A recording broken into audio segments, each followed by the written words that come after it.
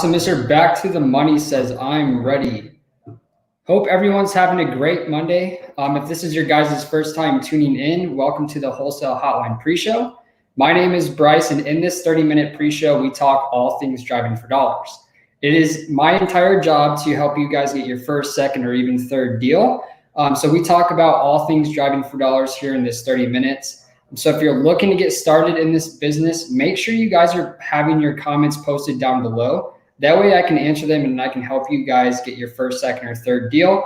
But the way that this 30-minute pre-show actually breaks down is I talk all things driving for dollars. So I actually go out to the field, I drive for dollars myself, I take pictures of some of the houses that we actually added. And then what we do is I show you guys how to use the BatchDriven app. It's the same app that we use to get deals, our driving for dollars deals. It's a one-stop shop. And then what we do is we hop onto the power dialer. Okay, so what we do is we go out, we drive for dollars, we come back home, and then we'll skip trace them, we'll throw them into the power dialer, and then what we'll do is we'll start cold calling some of those leads. So let me know in the comments section who out here is driving for dollars, and I want to be able to answer some of the questions that you guys have. Okay, so good Monday. Hopefully you guys are having a great day. But the way that we're going to hop into this is I'm going to share my screen, and I'm going to share my screen, and I'm going to show you guys some of the houses that we actually added today. And then what we're going to do is I'm going to show you guys kind of how the step 1 to step 10 of how to use the app. And then we're just going to hop on the power dialer, and then we're going to give some people a phone ring. So stay tuned for that. What I'm going to do now is I'm going to share my screen and show you some of the houses that we added.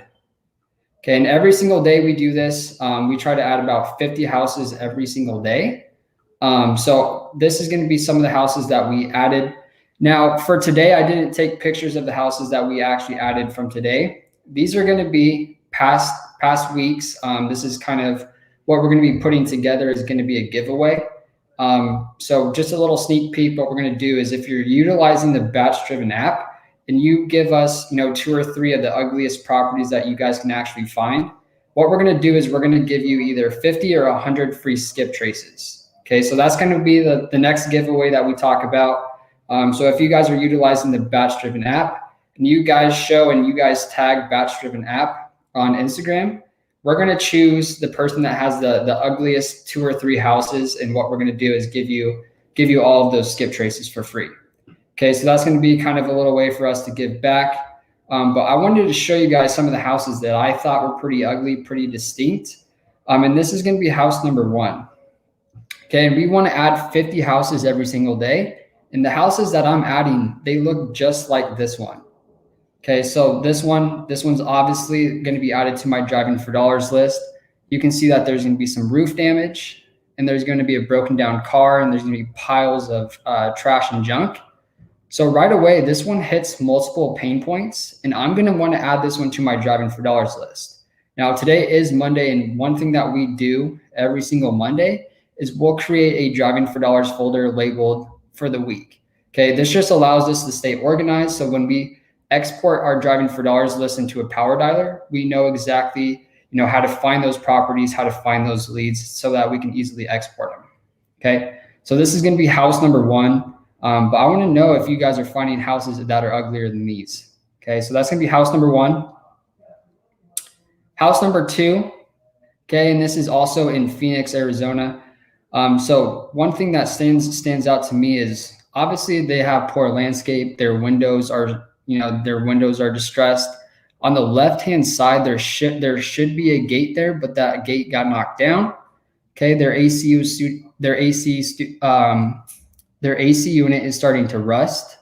Okay, and that's another indication. That's going to be very expensive for them to fix. So we liked adding this one to our driving for dollars folder as well. Okay, and then this is going to be number 3. Okay, so this one's going to have poor landscape. It's going to have a boarded up window. It's going to have, trash and junk in the backyard. There's some broken down cars on the side of the house as well. So this one hits multiple pain points. So we're going to add this one to our driving for dollars list. Okay, and like I said, we're going to try to add 50 houses that just look like this. After I'm done showing you guys some of the houses that we added, I'm going to show you kind of the step-by-step process that we take utilizing the BatchDriven app. That way you guys kind of know, you guys kind of have an idea, okay, this is going to be step number 1. This is going to be, step number 5. This is going to be step number 10. Okay, and then these neighborhoods are so easy for me to find using the aerial view. I mean, this one's going to have piles of junk in the backyard, on the side of the house. This allows me to know that this is a good area for me to start driving for dollars, right? Chances are if there's one property that's distressed just like this one, there's going to be multiple. Okay, so we always try to add 50, and I'll kind of show you guys what to look for once I'm done sharing my screen. Okay, so this one, obvious, there's going to be tons of junk everywhere. If the front of the house looks like this, imagine what the interior or the backyard looks like. Okay, and this one was a good one, simply because it's going to be vacant. I mean, they can't even get to their front door because of all of the landscape issues. There's their mailbox. It was clustered full of papers. That's another indication that it was vacant. Another good indication for you guys to look for is the driveway. Usually, if there's someone that's home quite a bit, there's not going to be any tire marks in the driveway. So that's another good indication that you guys should be looking for to see if it's a vacant property. Okay, but that's kind of my list. I like this one just because it's vacant. There's overgrown landscape that we talk about. The AC unit's going to be super rusty. And there's a bunch of trash in the backyard. Okay, so these are kind of the houses that you guys should be adding every single day. You don't want to be adding houses that just have poor landscape, right? When we talk about the KPIs, the key performance indicators, there's going to be about 500 houses per one contract. Okay, but what I don't want to happen is people are going to come to us and say, Bryce, we have about 500 houses. Where's my one contract? Well, then I'm going to say, well, are you adding 2s or 3s, or are you adding 5s and 6? Okay, so the uglier house that you guys add, the better likelihood of you guys closing that deal. So just keep that in mind. We don't want to be adding properties that just have poor landscape. We want houses that are overall distressed, just like this one. Awesome. So it looks like we got some questions. Looks like we got some more people hopping on. Kyle said added 25 properties so far and cold called for 2 hours. Awesome, Kyle. Kyle's been super consistent, taking action every single day, using the BatchDriven app. Jay White also been super consistent, says happy Monday, everyone. Awesome, guys. So let me know. Terrell says, hey, I want to pace the sub-2 students. If you have any questions about creative finance, traditional wholesale, you can reach me out on Instagram. Yeah, make sure you're squatting up with the sub-2 students. They're going to double your conversion rate just simply because they know creative finance. Robin, I don't know if that was intended for me to answer or maybe Terrell. Absolutely. Greetings from Costa Rica. Awesome. Costa Rica. Good tips. Yeah, Tyrell, let me know if you have any questions as far as how to utilize the BatchDriven app. It says, I'm here. Awesome. So what I'm going to do now is I'm just going to share my screen and I'm going to kind of show you guys the step-by-step process that I take the night before. That way, when I'm out there driving for dollars, I kind of have neighborhood number 1 and I have neighborhood number 2. TJ Jones, is this for students only? No, TJ. So this is called the BatchDriven app. It's an application to help you drive for dollars to help you get your first deal. Okay, so if you went to batchdriven.com/launch, that's going to give you a 7-day free trial and 50 free skip traces. And driving for dollars, I mean, I say this time and time again, it's how 80% of all people get their first deal. 80% of all people get their first deal from driving for dollars. So take that into consideration, try it out for free, see if you actually like it, and then maybe you can get your first deal from this way, just like I did. Okay, so I'm going to share my screen. I'm going to go through a step-by-step process with the BatchDriven app. Okay, so this is an area that I've already, as you can tell, I've already driven for dollars in this area. So what I like to do is I like to come on here. And the first thing that I'm going to do is I'm going to try to find a neighborhood that's non-HOA. Okay, so this one's, I know it's non-HOA because this is going to be the aerial view. It allows me to look for trash or junk in the backyards. Okay, so that's going to be step number 1 is go on here, go onto the aerial view. And I just type in, each city. So this one is in Mesa. And what I'm going to do is I'm going to try to look for, I mean, there's multiple things that you guys want to be looking for. There's going to be obviously junk or trash in the backyard. There's also a lot of people look for blue tarps on the roofs. That's an indication that the roof is starting to deteriorate. We're also going to look for maybe empty pools. We're going to look for things like that. So now that I know this is a good area for me to drive for dollars in, you can see there's going to be a bunch of trash, broken down cars. I know that this is a great area for me to start driving for dollars in. Okay, and excuse my my Wi-Fi, it's running a bit slow right now. But you guys can see there's going to be piles of junk in some of these backyards. And then what I'm going to do from there is I'm just going to copy down the address. Okay, so I'm going to copy and paste one of the addresses from this house. Let's say 1329, it has a fire mark. That means that that's going to be a hot lead for us. And you guys can see 1360 up here if my Wi-Fi will allow for it. There's going to be a bunch of junk, broken down cars behind that house. I'm going to copy that address down into my mobile device. That way I have, the directions to actually go drive for dollars to this house. Okay, and I like to do 2 neighborhoods in case I don't get my 50 houses. So I'll just keep looking for pieces of trash or pieces of junk in the backyards. And that's going to be a good indication for me to find a second neighborhood, right? You don't want to just pick one neighborhood and bet that you're going to hit 35, 40, 45, 50 properties. You want to have up to 2 neighborhoods. That way, if you don't hit your 50 in the first neighborhood, you can simply just drive to the second neighborhood, and that's going to allow you guys to be most efficient. Okay, so that's what I do. This is what we do every single night. We try to find an area just like this. Then what we do is just copy and paste an address into our phone. We'll drive out there. Then we'll start tracking our route so we're not driving down the same roads twice. And then we're going to compose a giant list of 45, 50 properties every single day. And then we're going to do that every single day. And then we're going to copy in some cold calling as well, just like Kyle had mentioned before. So just like this, what we're going to do, I'll pull this up. So you want to have continuous properties coming to your driving for dollars folder. So what we do is the first week, we just focus on building our driving for dollars folder. And then the second week, what we do is we drive for dollars and then we cold call, right? So we have continuous properties coming to our driving for dollars folder, just like Kyle's doing here. So first week, build your list, 25, 30, 35, 40 properties. And then the second week, you're going to cold call for 2 or 3 hours or whatever your time allows for. And then you're also going to add more properties into your driving for dollars folder. Okay, so Kyle's been with me for the entire way since we started the BatchDriven app and started utilizing it the way it should be. So Kyle has been super consistent, and I know his first deal is coming along. Awesome. So contest driving for dollars ugliest virtually in Arizona only, or where we are? Yeah, Robin, wherever you are, I just want people to take advantage and utilize the app.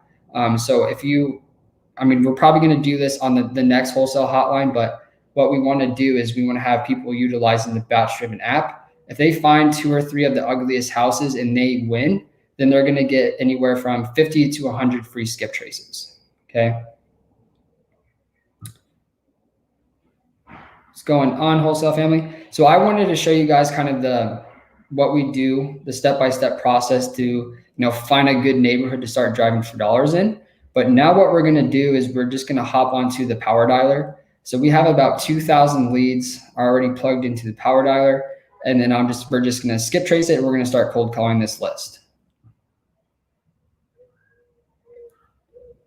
GS George says, I've been trying to implement wholesaling in my life for over 2 years, but I've been struggling trying to do it all by myself. Need someone to hold my hand for the first deal.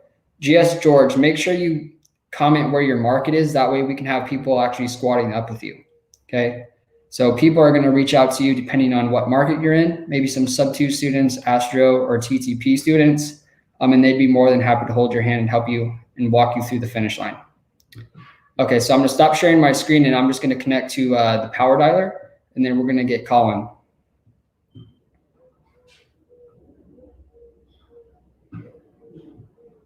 So we have about 1,700 remaining leads. So I've already called through quite a bit today. But we're just going to go from not available to available, and then we're just going to start hammering the phones.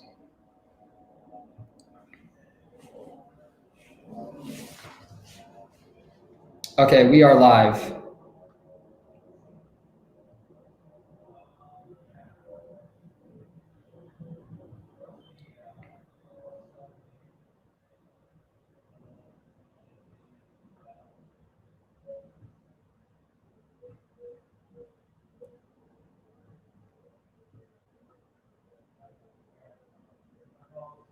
Okay, so what we're doing right now for the people that might not what we're doing, we plugged in all of our leads from Driving for Dollars, and now we've plugged those into a power dialer, and now it's constantly calling through.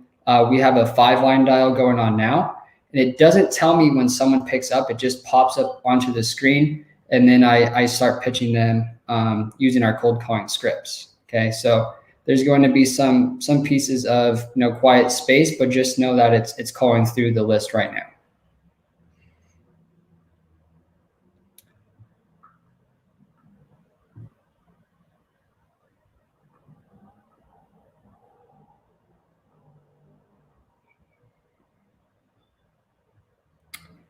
Yeah, GS George says Terrell's going to help you out. He's a sub 2 student.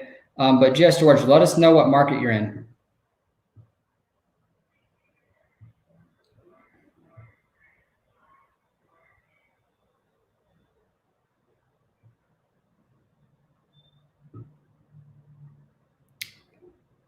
Winston says, what's your conveyor belt like dealing with Driving for Dollars lists? So Winston, we're going to continuously hammer this list time and time again, simply because we're adding 50 properties every single day. But what we do is we'll just push. It's utilized with Podio. So if we get a motivated seller on the line, then we're just going to push that into Podio, and then I'll be the one to follow up. Okay, but this list, it's going to be custom. It's going to be niche. No one else has access to it. That's why we continuously, hit this list. We'll do cold call. We'll do SMS. We just want to get all of these people, on the phone because they're in actual pain. We've already driven the property. We know that their house is distressed.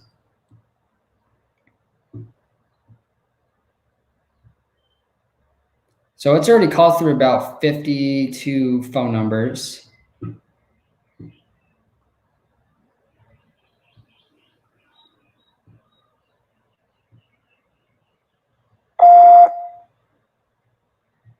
Hey, Jeremiah. Okay, that one went straight to voicemail. So I'm literally just gonna put voicemail, and then it's gonna do save and resume, and then we'll continuously keep calling.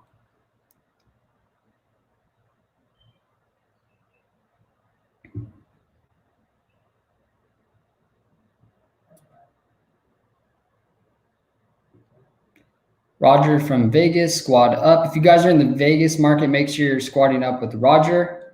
Eric's in the Washington State market. Gave a list of some zip codes, unless that's your phone number.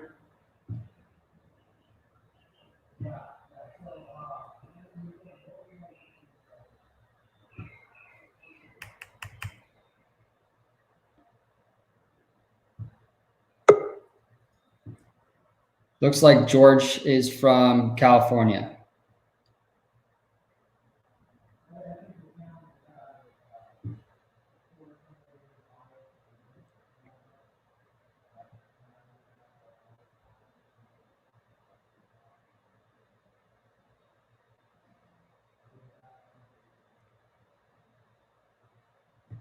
TJ, so we use everything under the batch umbrella. It just allows us to stay a lot more organized.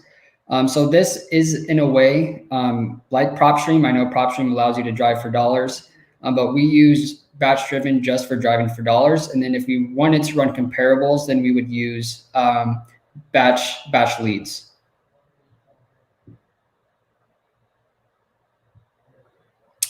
Do you usually list every single house you call on Podio, or do you only put ones that actually get a hold of and it's a potential lead? So what we do is we'll plug it into the power dialer. We'll start hammering that list time and time again. The people that answer and are actually motivated to sell, meaning they've said they've thought about selling, they answer the 4 pillars. Then we'll push them up to Podio, and then we'll start the follow-up process from there. Now, depending on, what the conversation is like, let's say they wanted to sell within, 30 days, that's going to be marked as a hot lead. But if they want to sell maybe, 6 months or 3 months, 3 to 6 months, then we're just going to do a follow-up process for them then. But great question. And we are still hooked up to the power dialer. It's called through about 74, looks like, 75.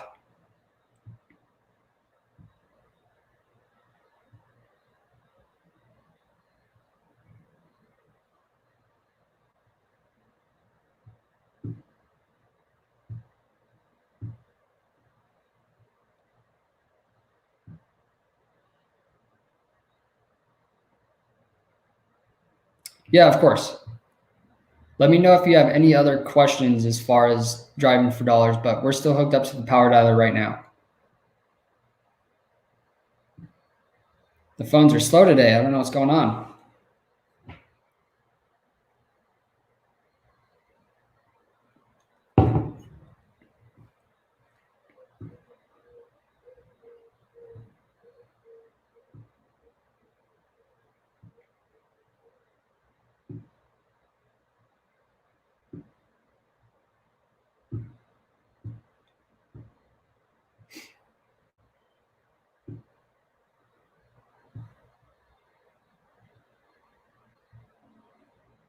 Terrell, it looks like Edwin might need your help if you want to make sure you squad up with Edwin.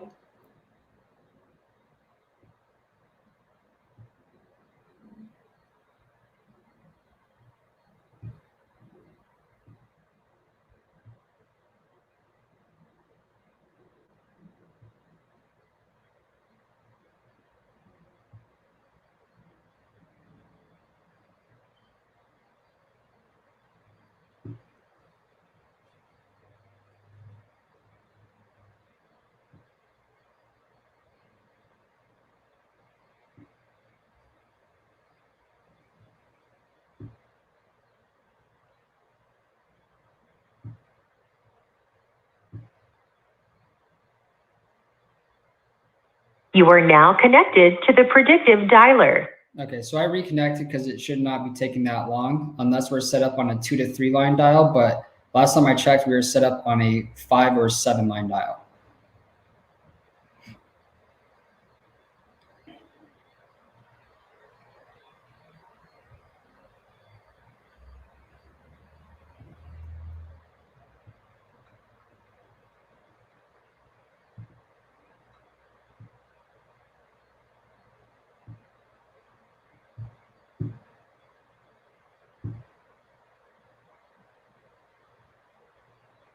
So Melissa, we personally don't even leave voicemails as far as using the dialer.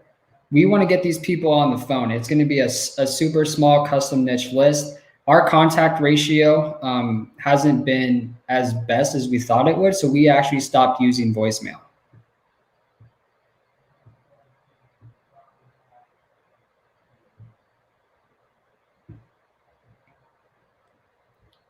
Okay, we got about 6 minutes left, so hopefully we can get a few more people on here. But I don't know why it's taking so long to get someone on here.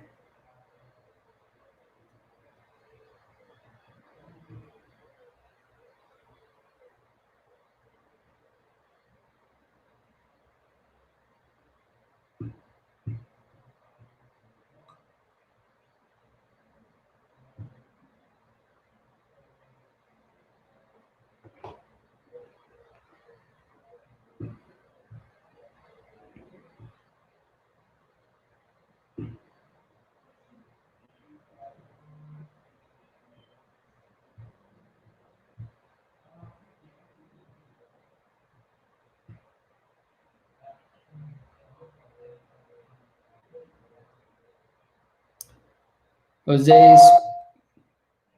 Bueno. Hi, Margarita. No. Está equivocado.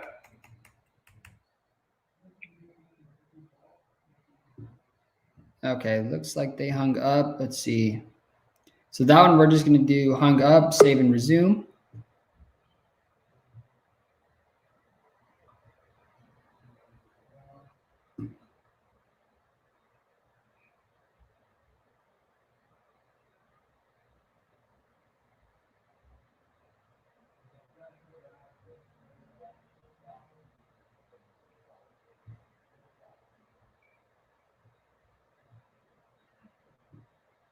Yeah, and I had a hint she didn't speak Spanish, Henry, or she didn't speak English.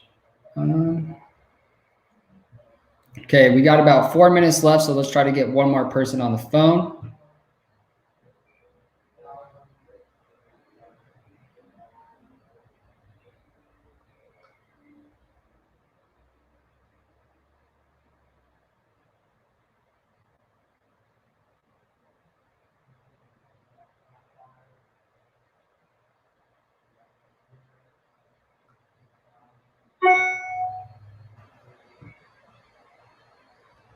Okay, Eddie Fraser says, guys, anyone have a reliable title company in Pittsburgh that can recommend to me? If you guys are in the Pittsburgh market, make sure you reach out to Eddie. Looks like he tried to do a few posts in a Facebook page and hasn't had any luck. So if you're in the Pittsburgh market, reach out to Eddie and see if you guys can help him out, please.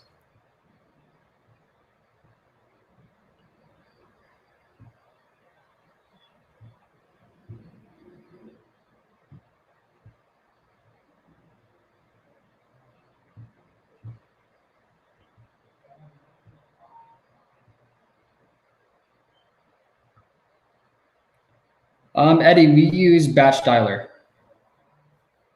So we've been kind of back and forth from Call Tools and Batch Dialer, but we just decided to use everything under the Batch umbrella. It just allows us to keep everything super organized.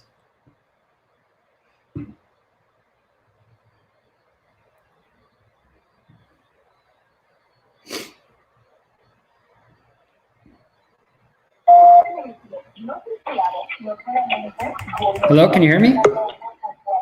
Bueno. Hey, this is Bryce. How you doing? Hello? Hey, can you hear me? Who's calling? This is Bryce. How you doing? Okay, so they hung up. So that's just going to go hung up, and then we'll try to get one more person on before the Wholesale Hotline pre-show starts, or the actual show starts.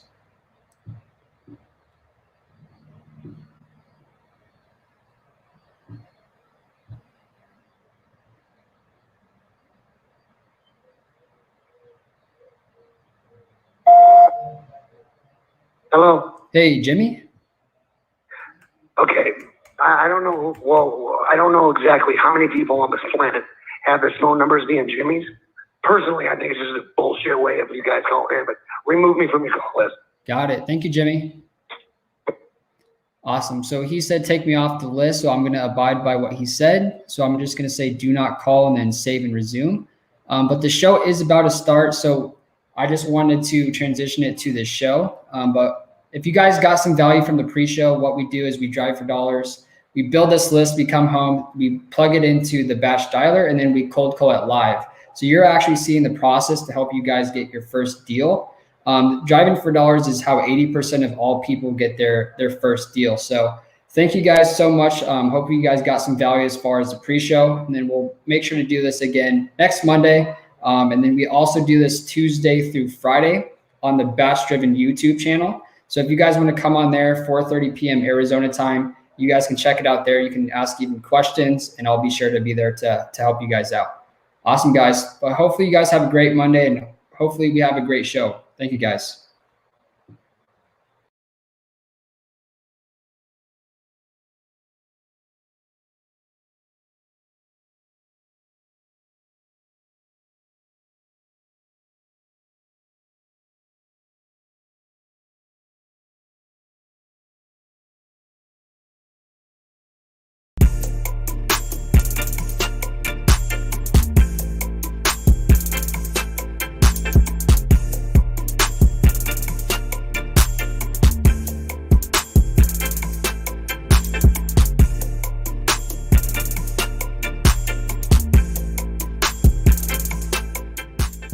Welcome to Wholesale Hotline, where we cover everything to do with wholesale real estate. I'm Jamil Damji. I'm Brent Daniels. And I am Pace Morby. And together we cover the most important parts of wholesale real estate. Lead generation. Conversion of sellers into contracts. And dispositions. Guys, remember when you're watching this show, do us a favor and squad up in the comments. Make sure that you are liking and subscribing to the YouTube channels and in the Facebook group Wholesale Hotline.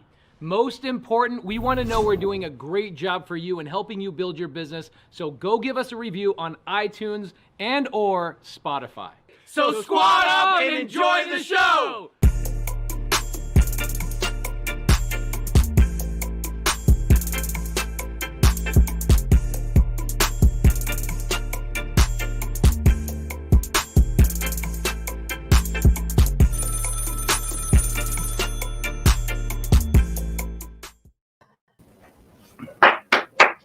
Here we go.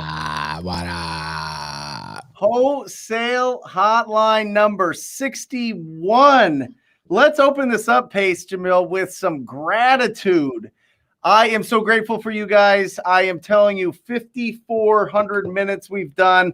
5,401 minutes as of now. I love you guys. You guys are the absolute best at what you guys do, and true go-givers. So I just want to thank you guys. You guys have been just incredible the last 60 episodes and now our 61st. So just opening it up with a lot of gratitude, guys. A lot of gratitude for our audience that is in here and the lives that are getting changed every single week. You guys know as well as I do. You guys see a lot more people than I do when you're traveling around, and people are doing deals together. And that's because they are squatting up. And we're going to give you even more tools in today's episode on how to squat up more with more people in your market. So I am Brent Daniels, Mr. TTP, talking lead generation. Next to me here is Pace Morby, Mr. Sub 2, Mr. Close Any Deal, Mr. Steal Your Wife. No, I'm just kidding. And Jamil Damsey down below, America's sexiest wholesaler, I would say, and most successful, or third most successful, whoever's counting. But he does thousands of deals every single year. Keegley is growing all over the country and is absolutely changing what our industry does. So we are here to answer all the questions, and we're excited to do so. Gentlemen, I love you. Thank you for being on here. There we go.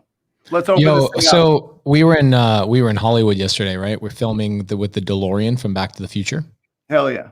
And we had a pretty amazing special guest that came and filmed with us. And this guest, I won't talk about him quite yet because we'll end up having him on as a guest, but he has this book. It was called 52 Homes in 52 Weeks, where he bought 52 homes in 52 weeks. And I'm standing here on the sidewalk watching him as he works. And I'm telling Jamil, I go, man, 52 houses in 52 weeks. This is crazy. And then I realized who I was talking to. I was talking to Jamil, who does 52 houses in freaking 2 or 3 weeks. Yeah. Insane. I don't know anybody that does more deals than Jamil nationwide. So Jamil, you got to be number one, bro. I mean, it don't matter. I'm just happy to be with you guys, hanging out with my homies, living life. We had a fantastic meetup in Southern California. We got to meet, a ton of our Astro and Sub 2 students. It's funny. we asked the question when we were in the group, and it's looking like this more and more often, Brent. Pace asked, how many of you guys watch Wholesale Hotline? And every hand went up. Every hand went up. And so it's so amazing to just see how many people we get to reach every week, the impact that's happening in people's lives from what the three of us do here. And it's rewarding. It's really rewarding to me. I'm just super grateful, just like you, Brent, just like you, Pace. Happy to just be in the conversation and to stand with two giants like yourselves. Well, remember, everybody out there, if you want to destroy fear or worry, it comes from gratitude. I mean, that's where it comes from. Not saying that we need to destroy any fear as we open up the show, but I think it's a great way to start us off. I think it's a great way to show everybody what squatting up really means. We're all competitors, right? We all have the same leads in our CRMs, and we're all going to those appointments, and we're all trying to lock them up. You know what I mean? But we still collaborate. We still do a lot of business together. We still support each other. And that's the point. That's the point, is to be around people that are taking action every single day and are doing amazing things. And you become one of those people that takes action every day and does amazing things. So it's just an encouragement. It's just to show you that it is possible Doesn't matter the background, doesn't matter the situation, doesn't matter the experience level. It matters that hunger and that drive and the action. That's what really matters. And that's what we want to encourage and foster during these 90 minutes that we share every Monday with you. And it's incredible. It's an incredible honor to be on here. It's an incredible honor to be with you guys. And it's an incredible honor to answer the questions that we have from people out there that are actually out mixing it up in their different states and cities. It's absolutely incredible. So you want to give the title, Pace? Yeah. So we're going to be talking about the 10 ways to squad up and do JV deals together. This is something that comes up so frequently inside of my sub 2 mentorship that I have about, I'd say 15 to 20 students in my program that are making $150,000 to $200,000 a month doing nothing but squatting up with each other inside the mentorship, right? Doing deals with each other, right? There's a lot of students that have just entirely turned off their marketing mechanisms to either go after wholesaler dead leads together or go after realtors or probate attorneys or whatever. And they're all squatting up, making a ton of money together. And it is crazy to watch. I mean, I'm not saying only 15 are successful. I'm saying there's like 15 making $250,000 a month, right? That is crazy. The power of squatting up is something you can't really measure right out of the gate. And I can say I spent a lot of my 20s thinking, oh, I'm going to do everything myself. I'm going to work super hard. I'm the hardest working guy in the room. And the further and further I get in my business or anywhere in my life, I realize that literally 90 or more % of it is because of the people I'm around. It is tremendous. You started this off with gratitude, is that we need to be grateful that we are around so many people. Technology allows us to squat up and connect with so many people so rapidly that there really is, that's the cheat code to this business, is squatting up. So the actual topic of today is there are 10 ways to squat up and do JV deals together. And I have I have 9 written out. I'm sure you guys have at least 1 between the 2 of you. We'll split half. I have 9. And what I was hoping is, I was hoping we could kind of go through our own version of these lists, and we could create our own list together. It might end up being more than 10, but I'm going to give you guys a couple right out of the gate. So number 1, talking about gratitude and coming from the right place, the first thing that you have to start off with, and this is a way, okay? This is not just a step. This is a way of a thought process, a mindset. It is a way to JV with people, even though it might not seem like it. It is a way. The way to JV with people, number 1 in my mind, is bring value first, okay? Yep. Now, let me jump into that for just a second and explain to everybody what that means. Let's say I'm brand new. Like I just found Max Maxwell and TTP on freaking YouTube like 14 minutes ago. And I said, holy crap, there's a wholesale hotline that started. I have no idea what this all is. You have little experience. You haven't closed your first deal. You don't know what an assignment contract is. Now you have all these worries and these fears of, well, I would love to squat up and joint venture with other people doing this business, but what do I have to offer? Okay, what do I have to offer if I'm brand new? One of the most cool yet simple things anybody ever did for me in order to learn from me is they came to me and they said, I know very little about real estate, but I know how to hold a camera. And I'm like, okay, where's this going? And they said, I imagine with your wholesale contracts, your fix and flips, your rentals, or whatever projects you have going on, you probably wish you could get some more updates on your properties. Is there a way I could spend 2 or 3 hours a week hanging out at your office, and I will trade my time of going out into the field and taking photos and giving you updates on your projects? And I was like, who taught you to do this? He goes, all I know is that that's the only value I have. I have nothing else to give you. And the funny thing is that simple act was one of the most valuable things ever, because for a couple of months, I had a project manager that was sick, and this new person, all they did was send me photos for a couple of months while we were, switching things out. And I said, dude, this is crazy. So anyway, very long story short, he started spending Saturday mornings with my team at the office, ended up doing his first deal in about 3 weeks. his second deal in about 6 weeks. And it was just proximity. How do I get proximity to people doing deals? The way I get proximity is by bringing value. So a couple of things, photos, right? You're taking photos of people's projects. I know Jamil has a really big fix and flip operation. His sister runs those projects. I think going to her and saying, hey, what can I do to make it so you don't have to drive all the way to Glendale on this week? I live over here or whatever else. Okay. That's one. Number two, errands, running any sort of errands. We had another guy years ago that would go, hey, if you ever need me to pick up something from Home Depot, you ever need me to pick up something from the landscaper, you ever need me to pick up something or deposit a check or go by your mailbox or whatever, I will do whatever it takes to have proximity to you and your team. Okay. So think about that. What value do you have, guys? Think about that out in the audience right now. What value can you come up with that you can penetrate that door or that barrier to approach somebody who's doing a lot of deals, right? You have fear and worry that they're going to judge you because you've never done a deal. I'm telling you, man, we would all love to have people that are so hungry they would be willing to do things that, allow us to stay in our moment and what we're really good at. So bring value is my first and foremost. And then the other 8 that I have are very technical, very specific actions and things to do in order to JV. But do you guys have anything off the top of your heads? Yeah, I do. So these are going to be a little bit meta. What I mean by meta is a little heady.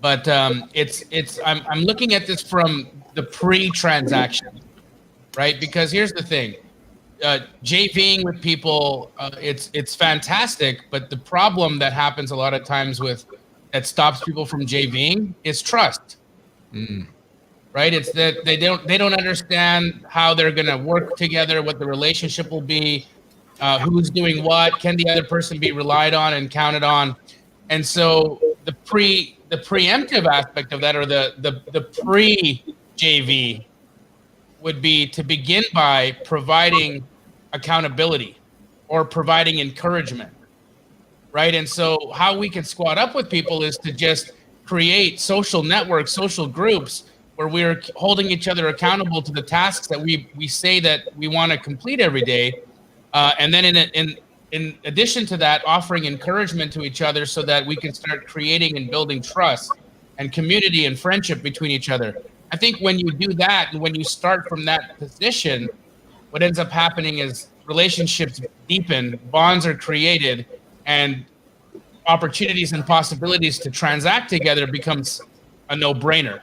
So laying the foundation begins by offering something that people feel safe in doing, and that would just be in the form of encouragement or providing some form of an accountability structure.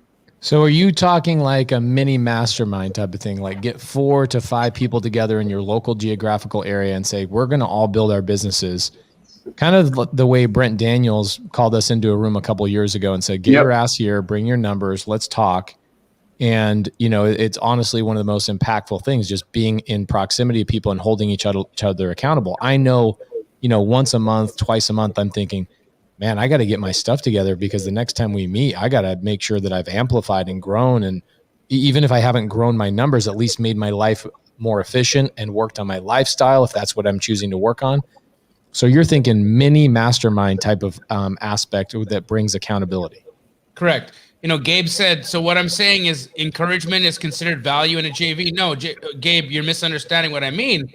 What I mean is before we get to the transaction, before we get to the actual structure of a deal, let's create a relationship with each other. Let's lay a foundation and let that foundation be in terms of being encouragement, being accountability partners, providing a structure of support that makes people feel that they can trust one another. And from there, JVs become very easy to do. Love that. Love it.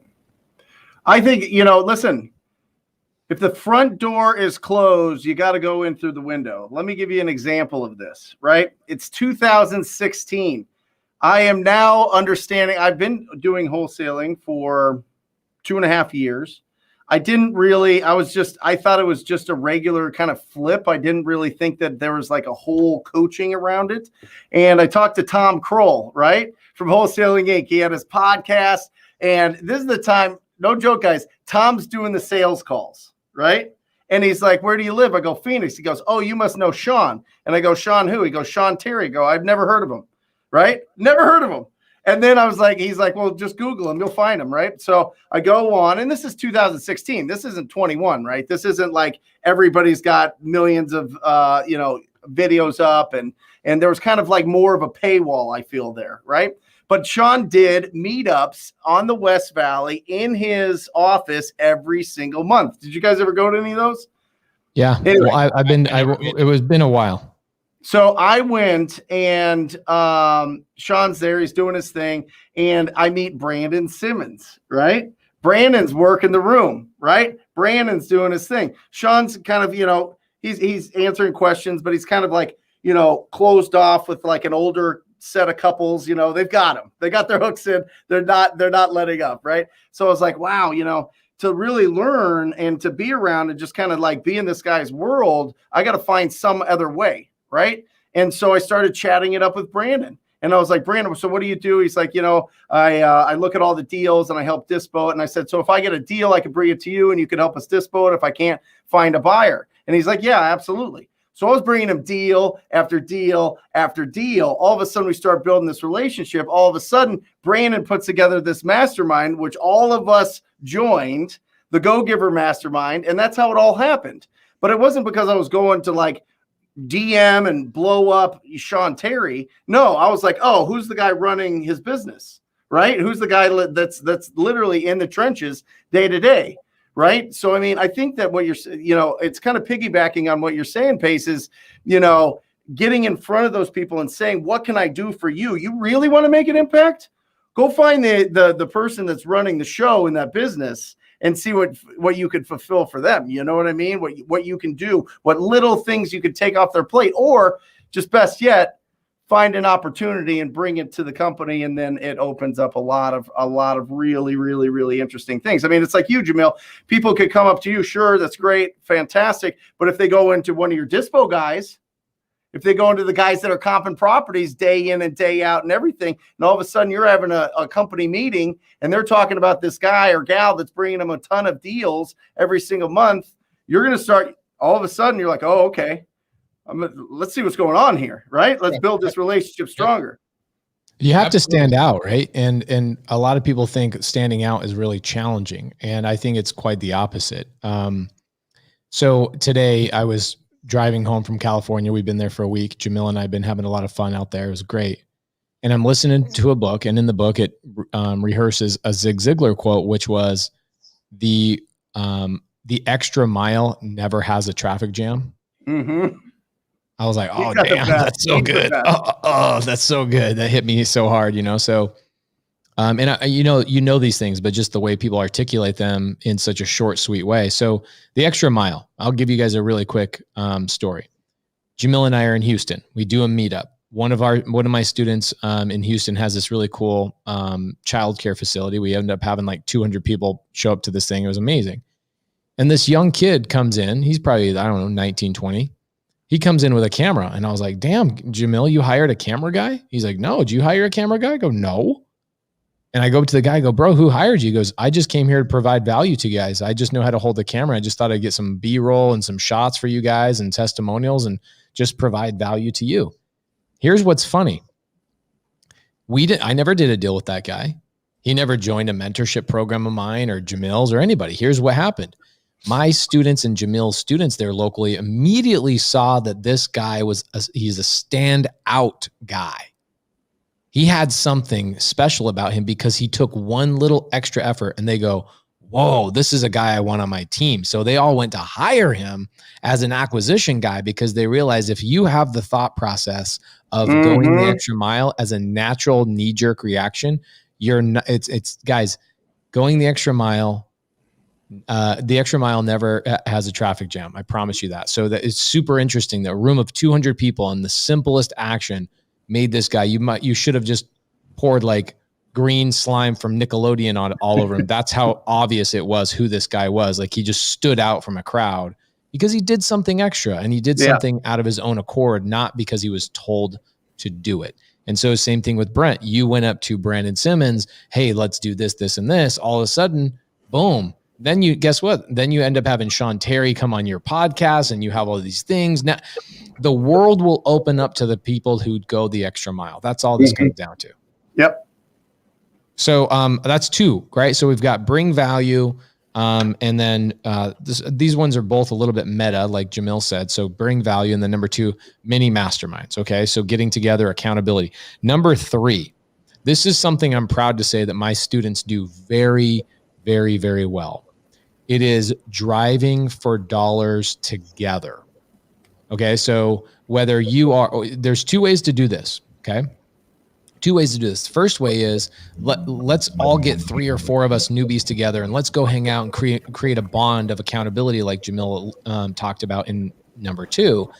Let's go do that. But while we're doing that, let's go talk to sellers and let's go learn this together and have fun, almost like we're hanging out in high school and having a good time. So all of you guys are on a budget. You're brand new to the industry, and now you guys are practicing a couple of these ways to JV together. That's first way to do driving for dollars. The second way to drive for dollars is I have a student in Vegas. He's operating, does a good amount of deals, and then you have brand new people that come to him and they say, "What can I do for you?" And he says, "Go drive for dollars, go find the leads, my team will call on them."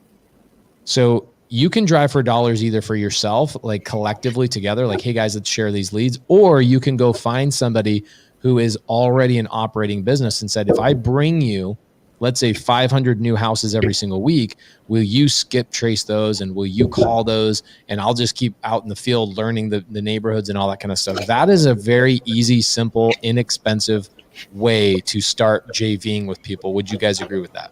Yep. Absolutely. So that's number 3.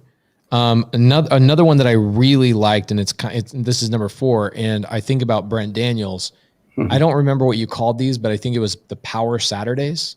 Yep. Super Saturdays. Super Saturdays. Gosh, Yeah. dang it, man. Super Saturday. Why don't you tell us what Super Saturday is? Guys, this is fantastic. You get together. Now you could do this virtually, or, hopefully you could do it in town with somebody, get in the same room, get a pizza, and you show up at 9. By 9:30, you kind of go through your scripts, kind of get a vibe of everybody that's going, and then you just take turns on the dialer. Right. So you just make some calls. Somebody's watching you. They're encouraging you, and then you pop off. So every 15 minutes, somebody else jumps on the dialer and makes those calls, and it just gets you into that rhythm. And you could do that from 9:30 to 12:30 and call it, or you could do it all day. But I would invite everybody in to my real estate office that wanted to come. A lot of realtors, a lot of people that I met in like a Bigger Pockets meetup group.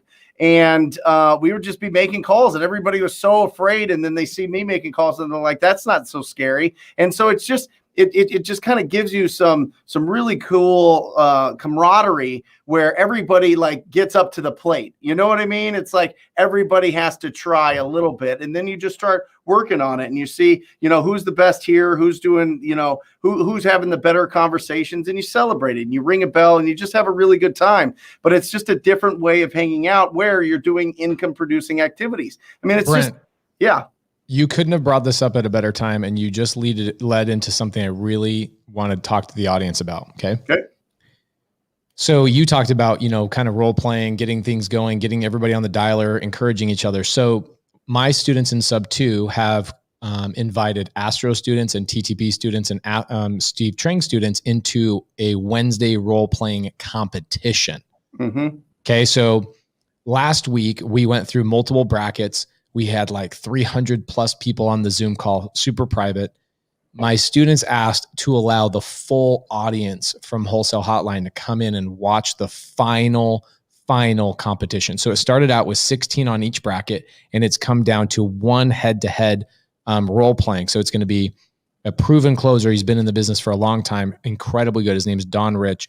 And then we've got another lady that has just recently jumped into real estate, but she's made it all the way through the bracket. And so they're going head to head, where we're going to ask the audience if they want to come out and watch this, because it would be a really good way to show everybody this is how y'all should go out and build your own role-playing competitions, right? It costs no money. It costs nothing. Okay, it's just role playing. And then what happens is we all judge it afterwards and go, okay, you could have done this better. You could have said this better. Hey, when the seller says this, da, da, da, da, da. So we end up having somebody pose as the seller. Then we have one person, the head-to-head combat. They essentially have 20 minutes to try and close this seller. And then the other student or the other person that's combating them or role-playing competition, competing with them, they come into the Zoom. So they didn't watch the call before. Right. So they're coming in like, okay, I don't know how well the guy before me did. And then what happens is you rate it all out and it takes about, 45 minutes per bout. So everybody in the comments, if you guys are interested, I will give you the private Zoom link on Wednesday. It's not a webinar. It's not a funnel. It is straight up Zoom link. Come in, watch the sub 2 students, because what we're thinking about doing is creating some sort of cross student platform like sub 2 students, Astro students, TTP students, and coming up with a role play competition that we do every quarter and have a blast together by building a community together, because that's what this is all about. So I would say, piggybacking off of what you're saying, which is, hey, let's go in, let's do a super Saturday where we all take turns on the dialer. Love that. Another way to do it is create a competition around role playing.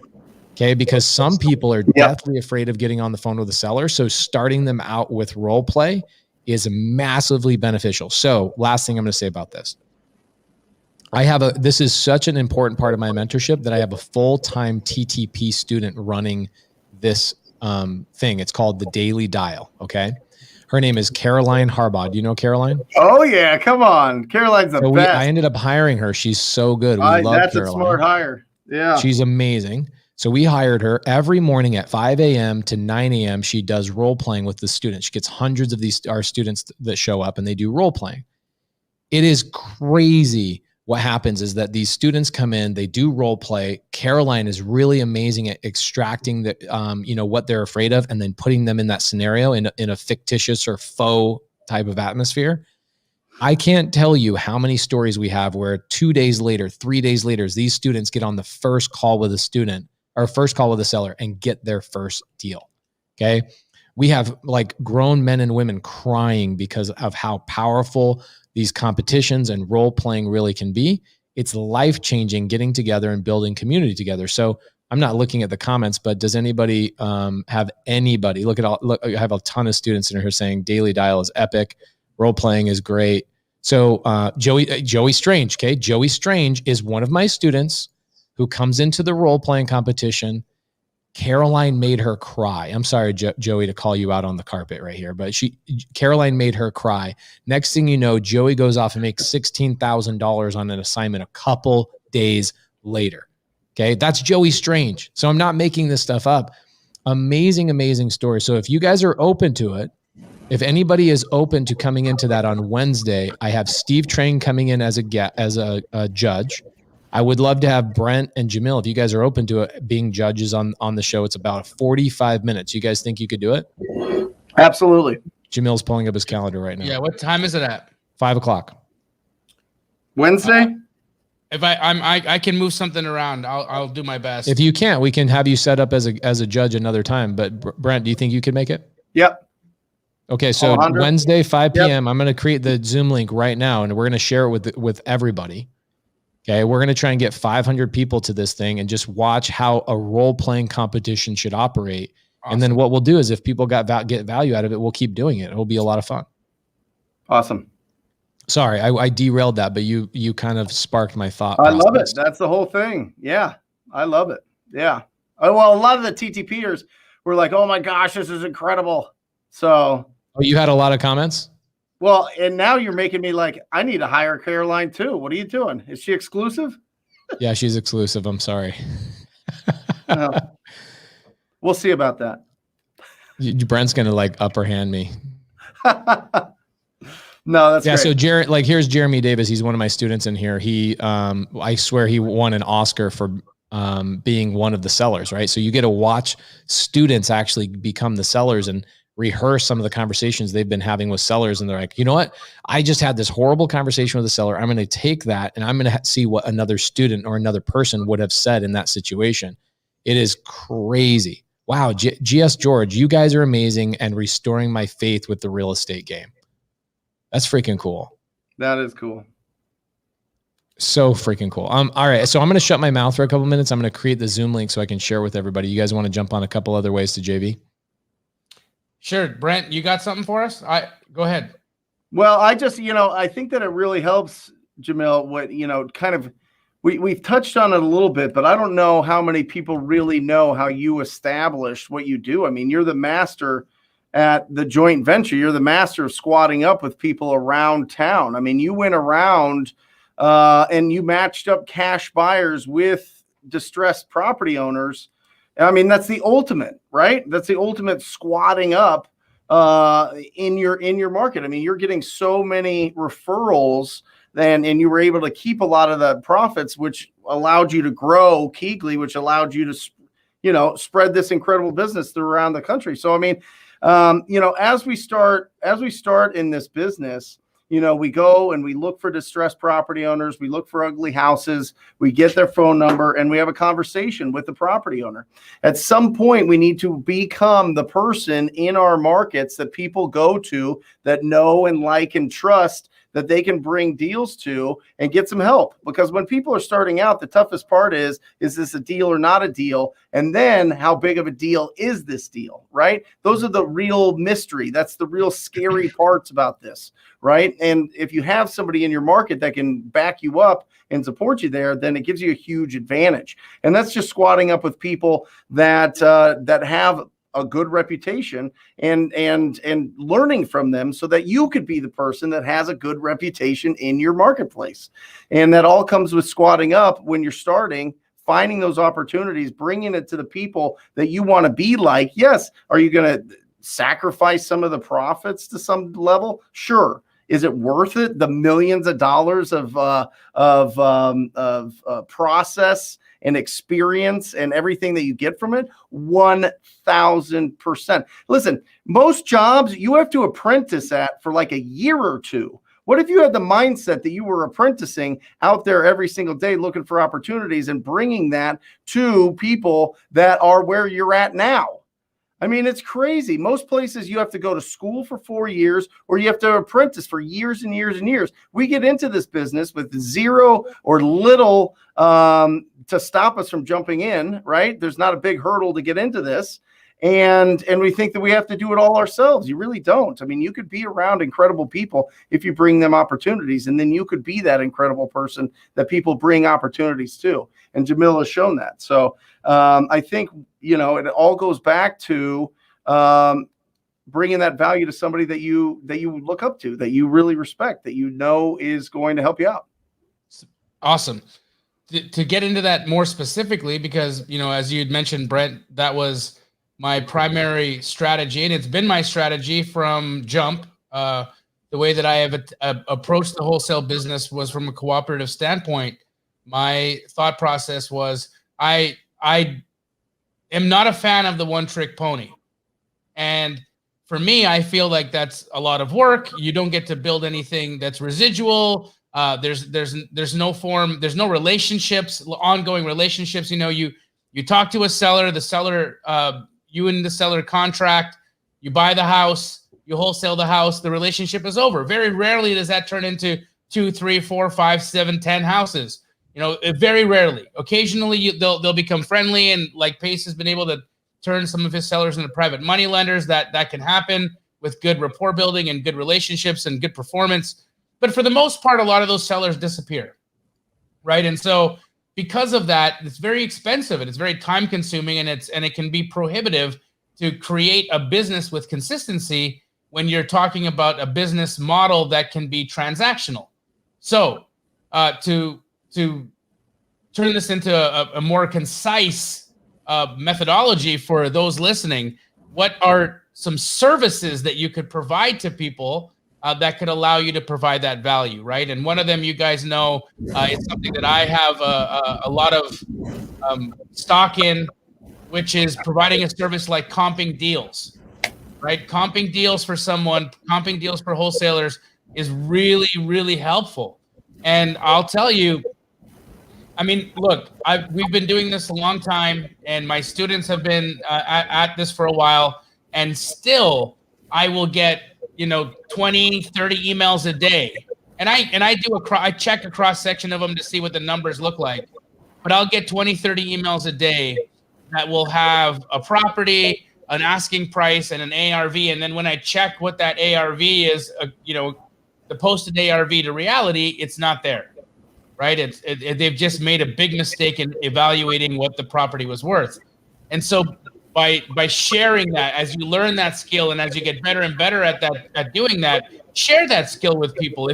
If a wholesaler sends you a deal and you have the opportunity to comp it and they've made a mistake, don't call them to harp on them and give them crap. Call them to give them a coaching moment, or ask them, hey, look, I'm looking at your deal. Would you mind sharing with me the comp you used? I think I'm missing it. I can't see how you got to this value, and I'd love to take a look at this deal closer. Oftentimes they'll give you the reason or the explanation or the gymnastics they went through to try to get to that ARV. And then you have an opportunity to build rapport and provide value to that person, right? So helping comping a deal. Another piece of value that I think you can provide to people is, for those of you that are a part of Pace Morby's mentorship, or if you've understood anything about creative finance, creative deal structure. Look, Pace and I had the pleasure of meeting and hanging out with Dolph DeRoos over the weekend. And for those of you that aren't familiar with him, he's an old school real estate just juggernaut. The man's an amazing guy. He's done a fantastic job out there in the world of real estate. But what he does that is different from everybody else that's in this space is understanding creative deal structure.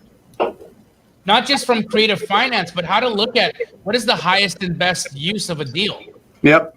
And if you can think in those terms, for instance, if there was a deal I did in Arcadia, Pace, you might be aware of this one, Brent. I think we've talked about it before. It was a house that sat on an acre of land that was on the MLS for 9 months for $1 million, and no one could figure out, or nobody wanted to buy this house because the mansion that sat on that acre of land was really specific and really custom, and no one liked the materials. Everybody was looking at this piece as a mansion.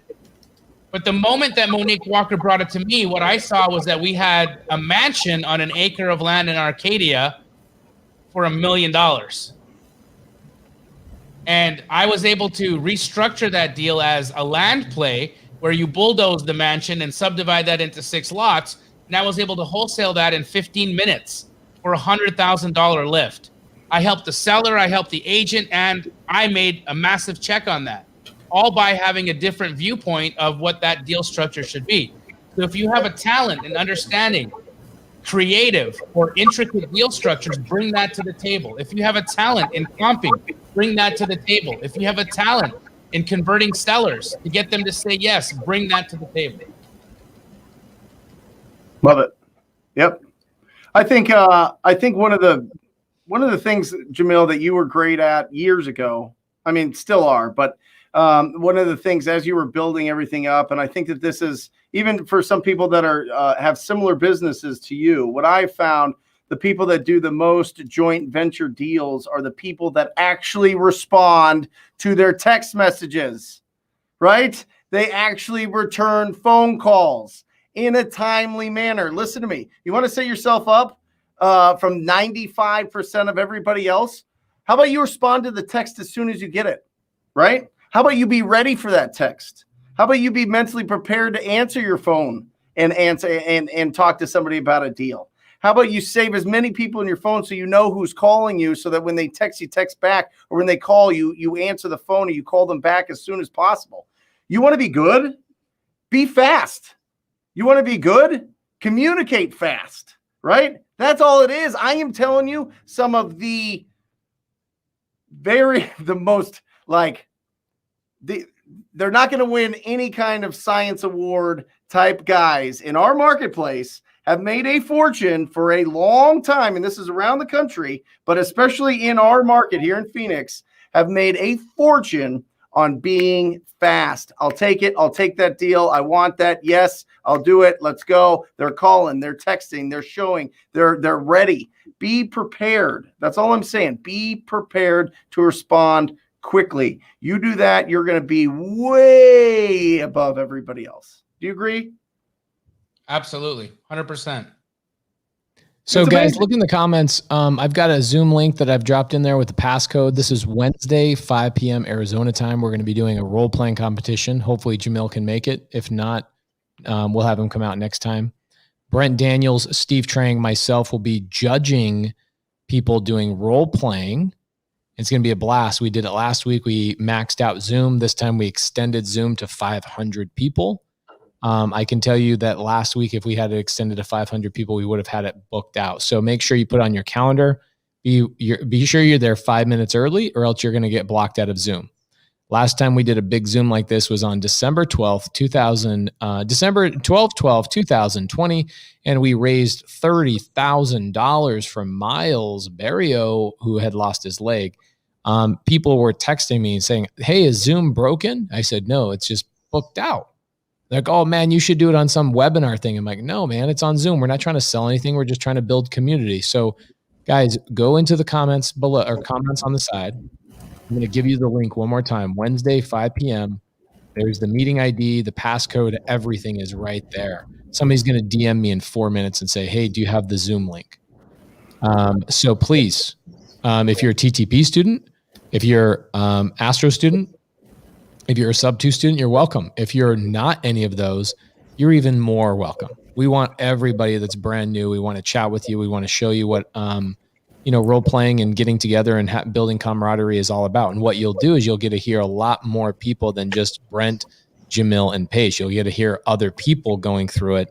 And I think that'll bring a whole other level of value. So Jay White says, "I'll be on early." You better be like 30 minutes early, or else you're going to be blocked out. I promise you. So again, last time I'm going to say it until maybe the end of the show. Role-playing competition, Wednesday, 5 p.m. It's going to be on Zoom because we have nothing to sell. We only have a community to build. So come on to Zoom. Let's hang out. Awesome. I got another one here for you guys. Love it. Provide a necessary referral. Oh, I knew you were going to bring one that I didn't think of. There are so many systems, services, people that we work with in this business, and being a referral to somebody to show them the path, hey, I'm using this skip tracing service. Hey, I'm using this texting platform. Hey, I use this title company. They're really investor friendly. They'll do blind HUDs. By being able to provide a necessary referral to somebody that's just getting started, or somebody that is beginning their path in the business, that is so valuable.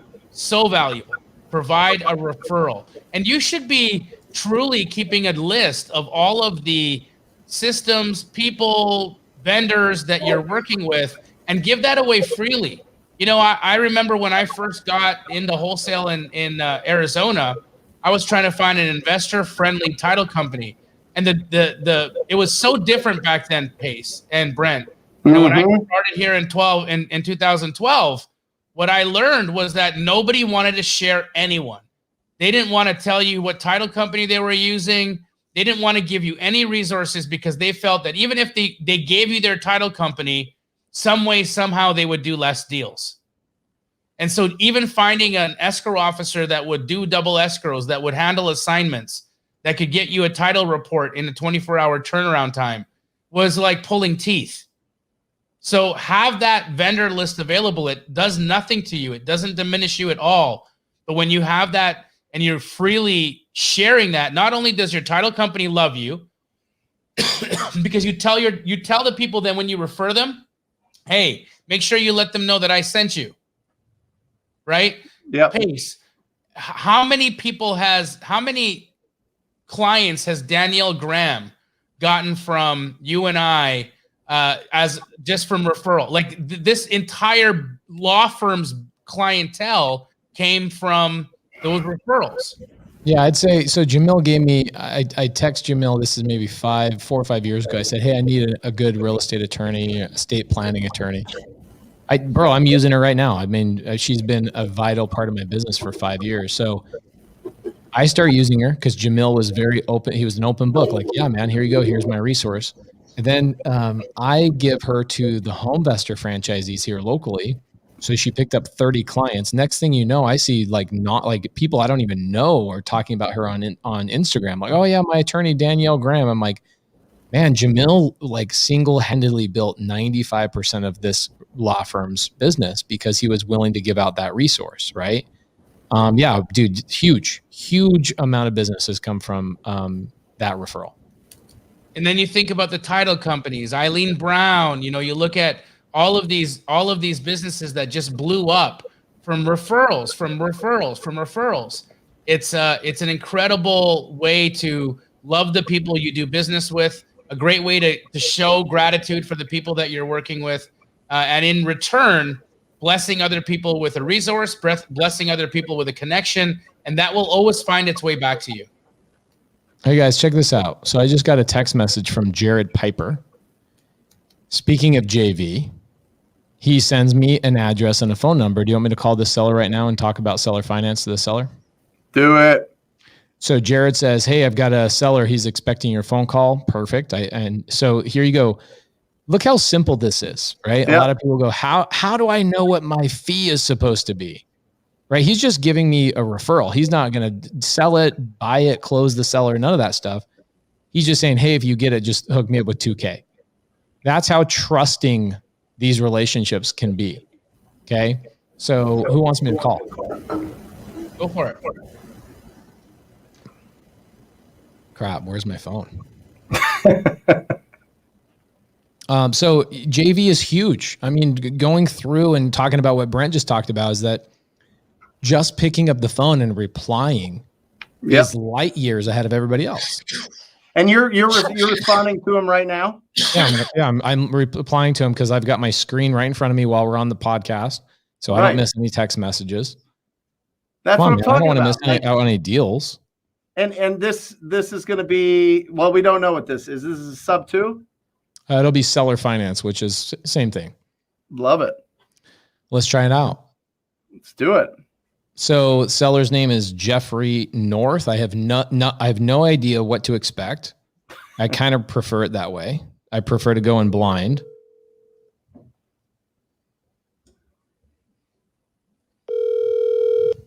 Hello, it's Jeff. Hey, Jeff, it's Pace Morby. How you doing? Good. How are you? I'm awesome. JR just told me to give you a call, said to tell you we were buddies and that you were potentially interested in selling your house on seller finance. Yeah, I was looking into it. I've owned it a long time, and it just makes sense to me because it's at the end of the depreciation schedule to explore seller financing in this market, because 1031 exchange, I think, would be kind of tough to do unless, I could find another property. Right. 100%. What are you doing with the house right now? It's currently being rented. She's a long-term tenant. She's been in there probably 5.5, 6 years. Love it. Yeah. Okay. But, what are you thinking on price, terms, all that stuff? Well, I've been talking to a few guys, and they're right in that 255 to 252. I think was one of the offers. Okay. Is what they were offering, seller financing with like 29,000 down. Okay. What percent? I'm sorry. 6%. Oh, I'm definitely not your buyer. Okay. Yeah. I mean, and I don't know if these guys are called, the name of their company is Finally Owned. And the reason why I called JR is I said, hey, I just want to make sure that I'm protected on the deal. And they are too, I don't want to, and I'm sure they're in the business, so they're going to protect themselves, but I want to make sure that I'm protected. I've never sold anything seller financing, before. So I'm known as the guy in the nation as the seller finance guy. Everybody calls me because that's all I do. Oh, wow. Okay. And cool. So in the worst case scenario, even if you don't sell to me, I'd be happy to help you out, walk you through it, kind of tell you the attorney that I would use and the documentation and all that stuff to protect yourself. Because last thing you want to do is, first step is I would make sure that Finally Owned actually owns properties, because a lot of times these guys will just wholesale the contract. Okay. And there's nothing against that. It's just that you're dealing with the person, that you think is going to buy the house. You're working out a promissory note and a deed of trust with them. And then 3 weeks later, you're like, wait, somebody else is making a payment to me. What the hell is going on? And you find out they actually just sold the paper. Right. Okay. Right. So you want to make sure that yeah. they don't have the ability to do that. And you want to make sure that worst case scenario, if they do default, you don't have to foreclose on them. So deed in lieu of foreclosure? Deed in lieu of something like foreclosure is one way of doing it. Another way of doing it, well, you can't do a deed in lieu of foreclosure without a performance deed. So your performance deed has to be written to state that you can utilize the deed in lieu. So then the title company will have to write the deed in lieu, and then you hold the deed in lieu basically in a safety deposit box or under your mattress or whatever else, and hope Right. and pray that you never have to execute on it.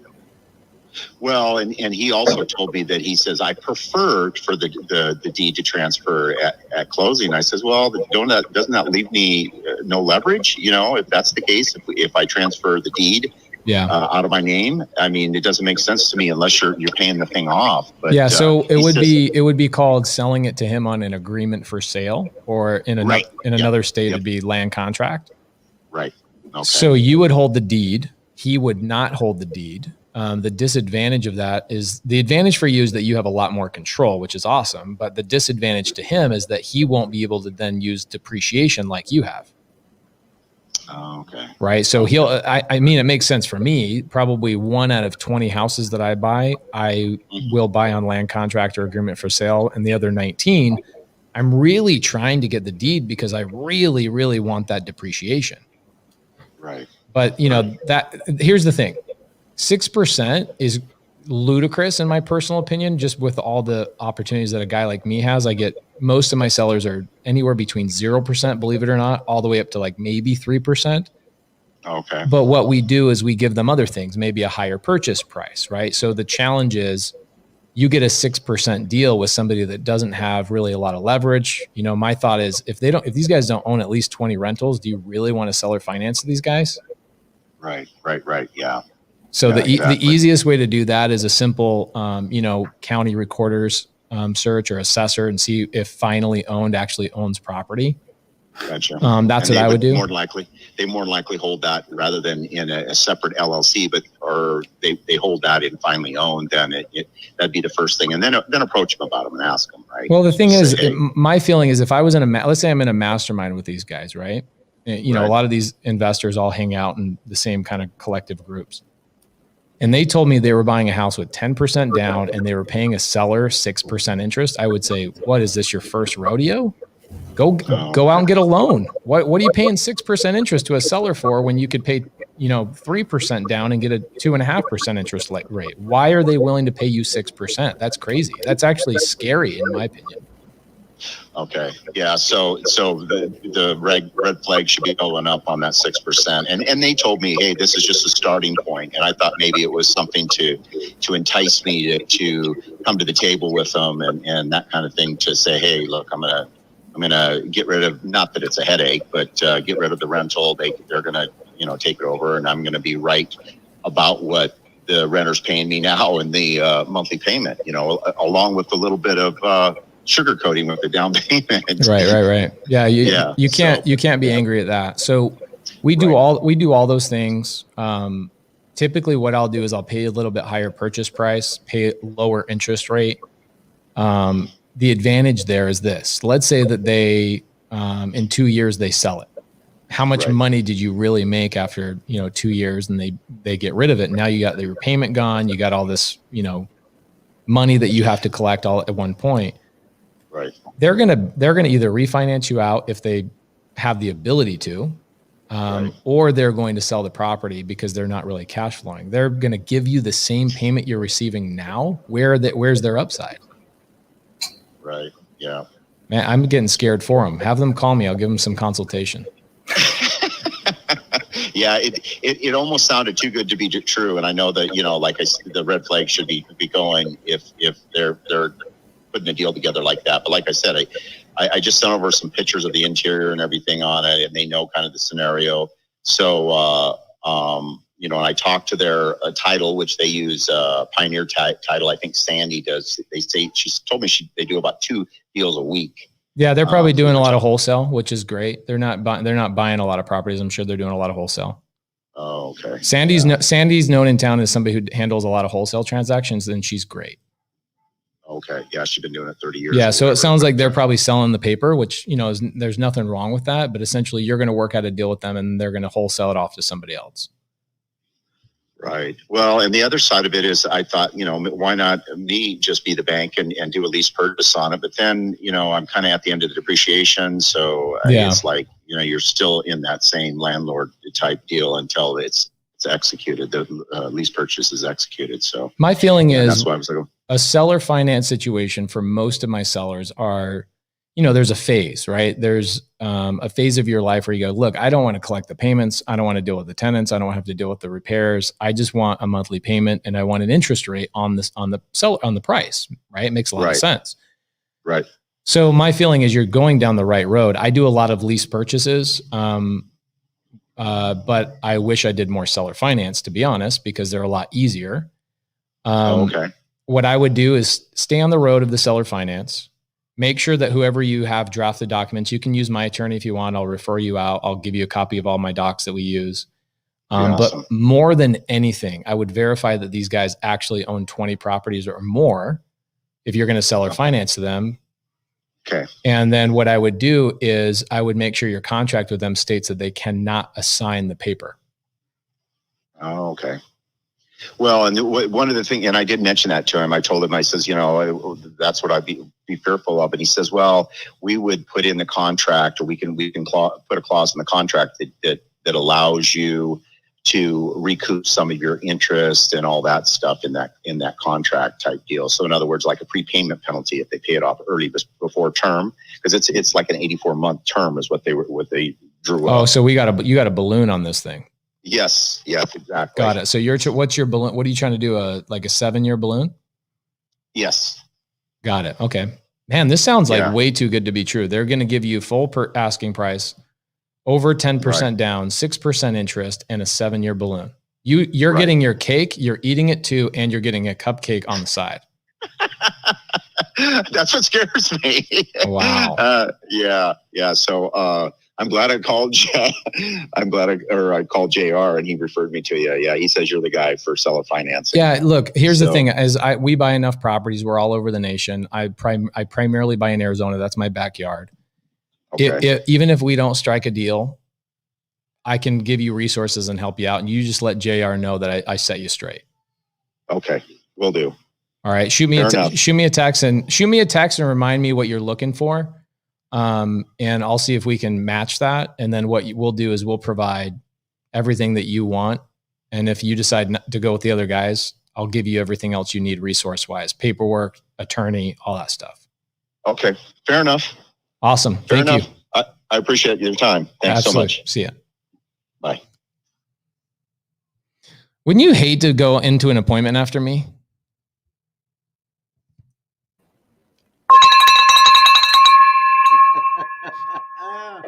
Jeremy Davis says that's my lead. That's hilarious. So anyway, 6% interest. If you're an investor buying in seller finance, I sell houses on, like, I'll buy a house on seller finance from a seller, and then I'll sell it again on seller finance out to an end buyer.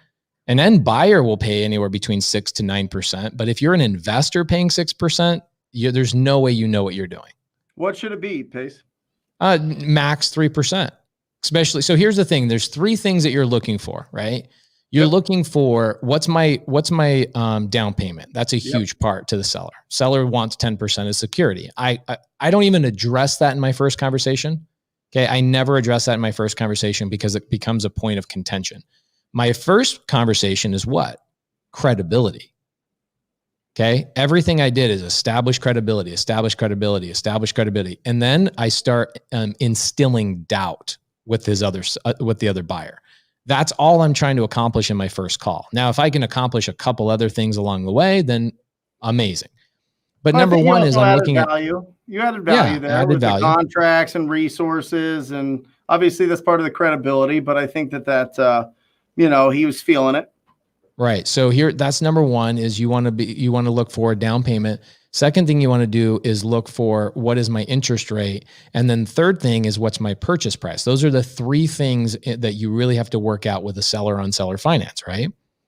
So you never, ever, ever give a seller all three.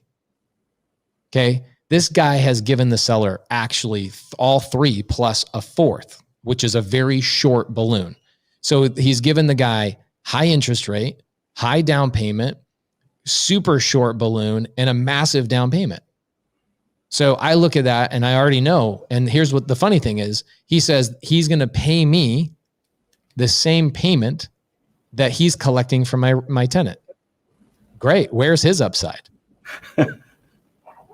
You know, I just asked the question, where's his up? Oh, that's a great question. That's a great question. So look, with seller finance stuff, it's a little bit different. Like with wholesale, I'd never bring up the fact that, oh, this guy's going to sign and whatever else, because then I put myself in a situation. But if I'm going to buy it on creative terms, dude, all day long, I'll tell him, well, they're probably going to wholesale it. Why don't you just let me buy it? Because that is a deal that I would close on and keep myself. Easy. So sounds like maybe they've got an end user there too. You might have different end users. Well, he can't. He has a tenant in place that's been there 5-6 years. Like I'm sitting here thinking, man, is this guy like the best creative finance investor I've ever heard before? Because he's got some exit strategy I don't know about. Yeah, it's called canceling the deal. Yeah, it's called canceling the deal. That's my exit strategy. I'm going to collect $1 from the tenant. I'm going to pay that $1 right back to my seller finance. And then on top of it, I'm responsible for the repairs, the vacancy, all that kind of crap. Yeah, but the appreciation and depreciation will cover it, Pace. Come on. No, dude, you got to that's rule number 1. Cash flow. Always cash flow. Always cash flow. Always cash flow. I mean, there's been deals where I've bought deals that break even on cash flow, but I know the tenant's moving out and I know that they're like $500 below market rent. In fact, I've got one right now, Jamil, the one that you and I went to in Atlanta, where I bought the deal. I knew I'd lose money for a couple of months. They moved out 4 days ago. Noah, my Airbnb guy, is already in Atlanta setting it up for the Airbnb. So I knew I was going to hemorrhage money for a couple of months. But when you've got a long-term tenant in there, 5-6 years, man, that's a tough one. He's got a lease on the deal. Yeah. So how are you going to get them out? Anyway. So now I want to look up this company. What was it? Finally Owned? I don't know. Yeah, it was, but I looked them up and they don't exist. Right. Oh, Jamil's already on it. Have you ever heard of them, Jamil? They're doing 2 deals a week apparently. Interesting. No, I've not, but that doesn't mean anything. I mean, I'm not doing a lot of creative deals. So if they're out there locking up creative stuff and doing that, it makes sense that I wouldn't have found them or come across them. What's awesome about this phone call is that I feel like I crushed that phone call. Right? You did. Like, I feel like I give myself a 9 out of 10 on that. And then I look in the side chat and everybody's too busy networking and squatting up with each other to have even paid attention to the call. For the like flames and everything. On the Pace, they're all like, oh, I know what he's doing. He's scorching the earth right now. Look at him. He's scorching the earth. Yeah. He's salting the fields. He's going crazy. I think what they did is they just put us on mute and they just network with each other in the side chat. That's it. It's impressive and incredible to see just how much networking is going on in the chat.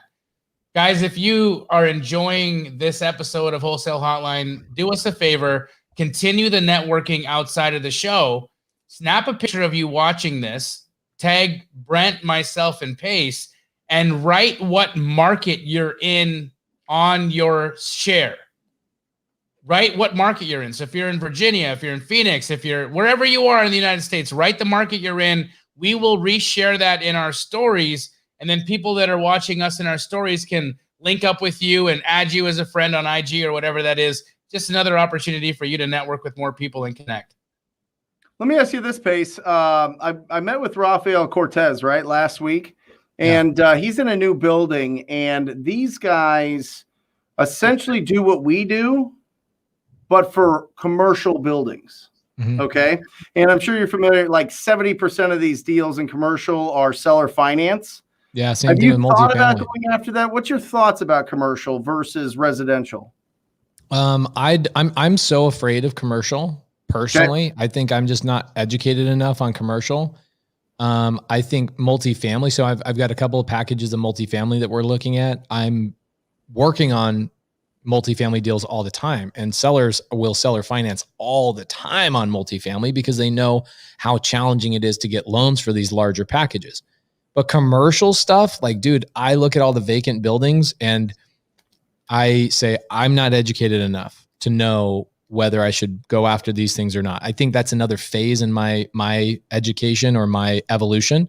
You guys obviously understand it way better than I do, but it's the same thing. It's the exact down payment, interest rate, price, balloon. Well, no, I know, but I'm saying, like, what the fudge do you do with the property? You know what I'm saying? Well, like, funny that you talk about that, Pace, because we have a guest who plans to appear in May on Wholesale Hotline, and his entire superpower is figuring out new and creative ways to structure deals of that nature. I think that commercial real estate in itself is definitely right now priced exactly where you need to be in order to buy. Look, we're going back to work. Offices are starting to fill back up. People are, the world is coming out of hibernation in many, many cities. And I've been communicating with some of the top commercial real estate agents. As you guys both know, I'm buying an $11 million building myself in Phoenix. And it is the time right now to jump in if you can find yourself some good commercial, but you have to understand the play. It's not like housing. It's nothing like housing. And so you have to see, what can I do here that's creative? How can I attract new tenants? Can I rezone to mixed use? Can I add a component of housing in this as well? So if you can figure out how to creatively restructure deals, you know, Dolph was telling us a story about this piece of land he had out in the West Valley. Nobody could figure out what to do with it. Nobody could figure out what to do with this piece. You know what he did? He built a lake. He built a lake. Oh, that's right. Skiing lake. Yeah. I mean the skiing lake. Yeah. Skiing lake. And that turned into an entire project and a vertical that he took a great exit on. So really understanding that, I think would be a key piece of information for our audience. I'm excited to have him on. Yeah, I'm excited for it as well.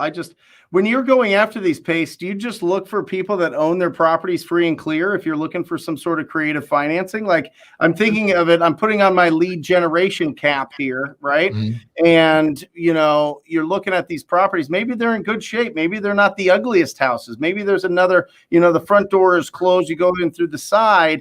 Maybe it's these good, clean properties that have good numbers behind them, good economics behind them, but the property owners still don't want them. So how do people go after these properties? Do you just do a search of 100% equity in certain areas and call them up and say, hey, would you consider a creative way to sell your house?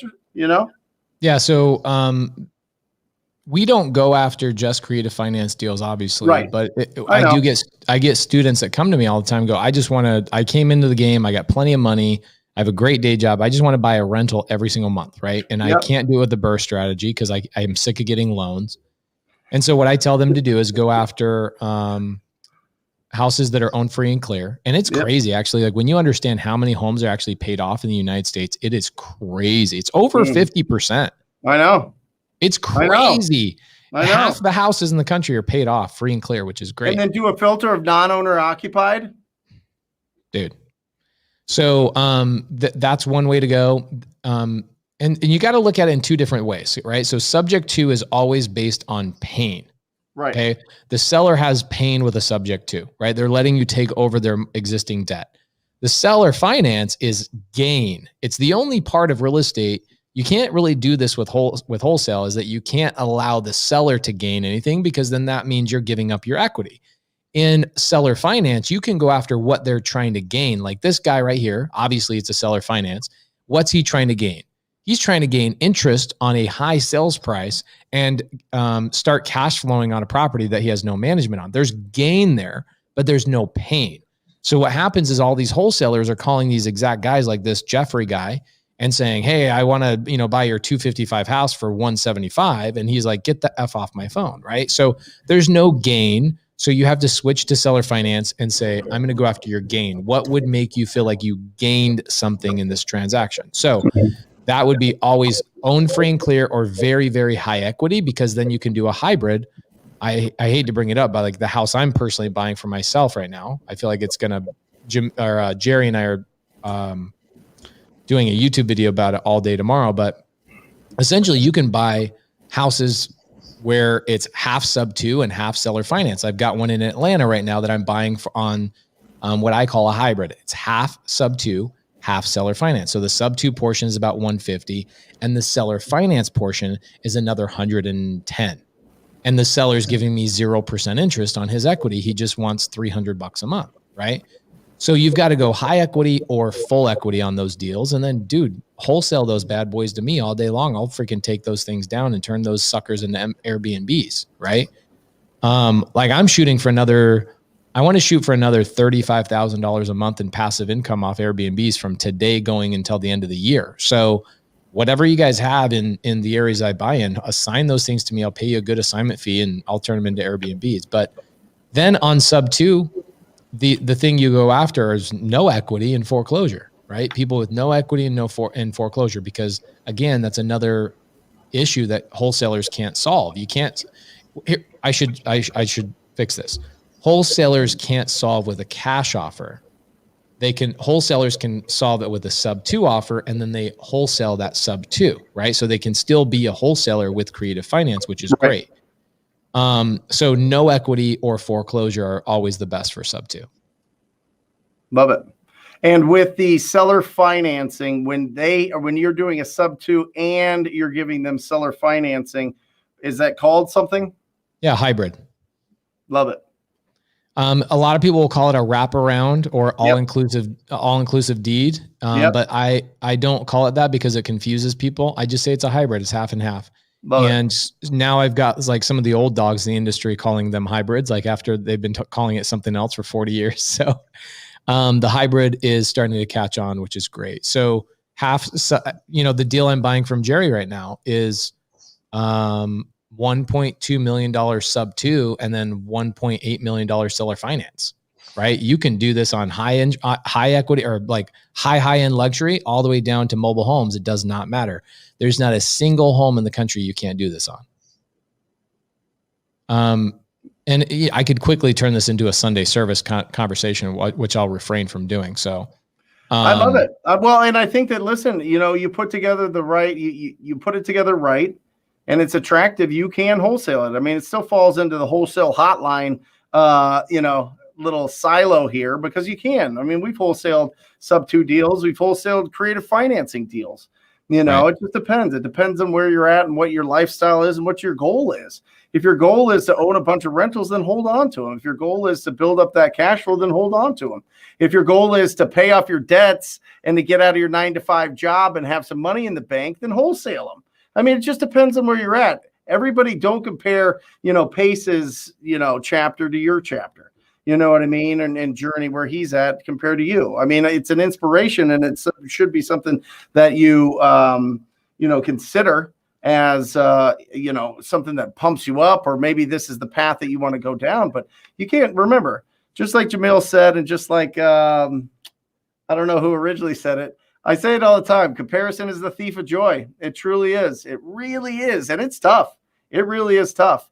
But if you're just starting out, listen to what's going on here. If you guys saw real quick, I just want to break that call down. You stepped back right off the bat when you asked him the interest rate, and you're like, oh, no, I'm not your guy. So now he's like, okay, cool. He's not going to try to beat me up. You're like, I'm not your guy. You weren't even like 6%. What about 5.5? What about 3? What about whatever, right? In the comments, people are like, oh, he's going to get it lower. He's going to get it lower. Just wait. He's getting there. He's seasoning it up. And then you start adding value. I'm the guy that people bring the deals to. I'm the guy, I've got a lot of experience here. If you need some help, I am your guy. I'll help you out, whether we work together or not. I love that. I love that, love that, love that. Because that is true. You'll send him whatever he needs. And if he doesn't work with you, it doesn't work with you. And then, as 50 people in the comments that obviously watch your Sunday service said, he's scorching the earth. He's scorching the earth. And you know what? Rightfully so, because this dude might be tied up for the next 60, 90 days with the wrong buyer. That's just a fact. And based on what he's willing to put down and the interest rate, and he's paying retail, maybe more, who knows? and he's taking over a inheriting a tenant? tenant that he's not getting any cash flow from. It just doesn't make sense. You know, No. but the one thing that I always love about you, Pace, it's my favorite thing listening to you on the phone, is your tone of voice is the same all the way through. Good, bad, indifferent, whatever. They don't know how to read you. They don't know what's going on. You sound like the authority 1 second in, and it's beautiful. So everybody watching that, whether you're calling for wholesale, whether you're calling for sub 2 creative, whether you're building your referral base with astro flipping, watch the tone, right? And you don't have to be Pace, but just watch your tone. It matters. You're going to see people react differently to the way that you use your tone. My tone is much different than Pace's tone and much different than Jamil's tone. Use your tone. Your tone is so powerful, and you're going to find some opportunities there. And if it's a good, serious opening conversation like that, don't get too out over your skis, enthusiastic and bombastic with it. The dude was pretty chill, but you let him have kind of the, hell yeah, I don't know, you know, and you were just the authority. It was beautiful. And I think that's really the connection that you make there. What do you think, Jamil? Butter lips. Yep. Yeah, Jim. Actually, so this show that Jamil and I are working on right now is going to, I think, keep me from doing my goal this year. You know, there are other goals that have popped up because of the show, but I have a goal of going to a random city, starting from scratch, right? And they, I think, essentially don't want me doing any other like reality TV type of stuff. And they look at that as like another reality show, right? So one of the things I've been thinking of on my whole drive back from California, I'm like, how can I provide like insane value to the community and show people how cool this business really is? So what I thought about, and I'm working it out and scripting it out, is that I go live every morning for 2 hours on YouTube, and I start from scratch. I have nothing, right? Like nothing. And I get an LLC drawn up. I get all this stuff done. I get cold callers going. I get all this stuff. I get a contract. I build out a whole business, right? I get the Podio going. I get everything, every part of the business. I build it out and I do it live. Like, all right, guys. So right now we're applying for an LLC. All right, guys, we're doing this. We're already doing this. And then my goal is to get a deal under contract in the first 30 days or less, probably way less, probably 2 weeks or less. And then what I'm going to do is in the audience, I'm just going to give that business away. I've got a fully operational, cold callers, leads generating, house under contract with a profitable assignment deal, and I just give it away. I give the whole business to, let's say I'm in Phoenix and I'm calling in Florida, because that'll allow me to call early in the morning, like 5, 6 o'clock in the morning, and I'll close these deals. And then what I'll do is I'll have Keegley help me sell the deal. And then I just go, I'm out. I'm going to gift this entire business that I just built. I'm going to gift it to somebody in the audience that can handle it. I'm curious if anybody would think that there's value there, if that would stress people out. I was like, would that stress you out if somebody just goes, here's a full blown business, and you're like, oh shit, I don't know how to handle this. What are your guys' thoughts on that? I mean, you know, I think it's fantastic, and it'd be great if you found somebody that could rise to the occasion for that. It's always interesting to see what people do with what they don't have to work for. That's it. That's exactly. I would love to watch it. But I'd love to watch it, but it's interesting to see. Where's the blood? I have, you know, I've been in many partnerships in my life, and the ones that worked were the ones that worked. Say it again.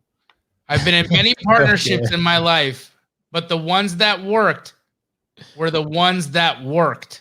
That's it. That's a great point, dude. That's it. And until that, you know, it was always resentment. It was always fighting. It was always, you know, I'm doing this, you're not, you know, and it's just, people just don't show up. You know, they just don't show up. You know, and Pace, Brent, you guys both know this. We get thousands of DMs on a weekly basis, and this isn't to say anything negative. This is just being real. But people will ask you, you know, what do I do? How do I get started? And what I'll sometimes respond with, or I'll have someone from my team respond with, is asking them to do something small, not in terms of like, or buying something or anything like that, but do something small. Show something small. Show us that you like, you know, go do this and bring me the result. And you know that 95% of those messages never get responded to again because that person now has to go and do some work. It's Yep. interesting. That's It's a good interesting, point. right? So I'm again, I love it. I love it. But it's about actually doing the thing, right? Being the person who teaches the man to fish and not just slapping people with fish.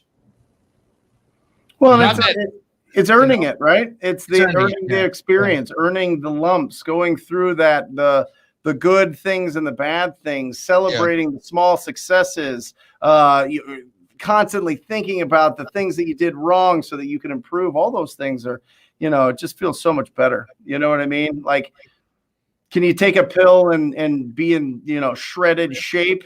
Would it feel as good as if you like earned it and you lost a bunch of weight and you feel great? I don't think so. I think you'd feel a lot better if you earned it. It's interesting. So I go to dinner last night. We're in Malibu. Jamil and I, like we said, we've been out there for a week working. So we bring, Cody, my partner, was out there with us, and then his girlfriend Hayel was there. So we go to dinner last night, and she says, "Man, I just want to thank you and also apologize to you for a year ago. Hayel used to work for me. Okay? Now she's off on her own, making 200, 300 grand in less than a year in this business, like crushing it. And she's just like, now I'm at a point where I'm having to hire people and manage people, and I'm having the same conversations you were having with me. And I remember now when you told me, just freaking wait, one day you're going to be going through it yourself, and this is just finally going to make sense." And she's like, it wasn't until I actually went through it myself that I realized everything you were teaching me started to sink in. But if I didn't go through this myself, the words were going in and going out the other side. Like, I had to be in the thick of it. I had to learn the hard way. This is why, especially me, maybe there's more enlightened souls than me, but I'm the guy that has to touch the stove to know that it's hot, even after being told that it's hot 3 times. Right. So that's a great point, Jamil. I might need to sit down with you and like have you help me script out, like, what would be a good outcome for something like that? Is it I work on it for 2 hours a day, and then I basically put like 3 or 4 people doing the lead follow-up while I'm out in the field all day long, and whoever does the best lead follow-up ends up getting the business, and it's like more of a competition. Some infrastructure that creates some workflow to get it right, because Rhonda Thomas, who I know very well, she's an astro student and she's a dear friend. She had a great point here and said, that there are people out there whose lives would be absolutely changed for the better by being blessed with a gift like that, and not everybody is not going to do the work. And so of course we preach abundance, we preach positivity, and we always choose to look at everybody from the highest perspective possible. I don't want to just immediately assume that people are going to be lazy and not do with what you or not gain or develop what you provide them, right? So we got to create the gauntlet that people have to go through in order to prove that they can handle a gift of that nature. Yeah, I mean, so last year, we did the competition called the First Deal, right? Where I gave away one of my fix and flips and we split the profit, right? So I found the deal, I closed the deal, I ran the construction, I listed the property, I paid for everything, managed everything 100%, and then I gave half the profits away to somebody who I've never met before. Okay, and we wire transferred this person end of last year, so like December 24th, like right around Christmas, $23,000. I've never met this person before. Okay, never. What was my hope? My hope was that they were going to be in my Slack channel. They're going to be watching my team operate a fix and flip, and then they were going to turn around and teach a bunch of other people.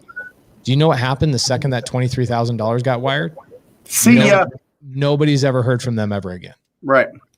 Yeah. And so it's not that look, I'm trying to do things that nobody else has done in this industry, right? We are all doing that. And so I'm thinking, how can I, it goes back to Tom Kroll. One of my favorite things that Tom Kroll ever said to me, he said, you and I were in Florida, Brent, and he says, you can't just lead a horse to water. You have to freaking shove the water down the horse's mouth. And so my thought is like doing fun competitions and fun giveaways and forcing people to, participate and putting them in a situation of pure empowerment. And in the same time, practicing my addiction of giving things to people. I have this addiction.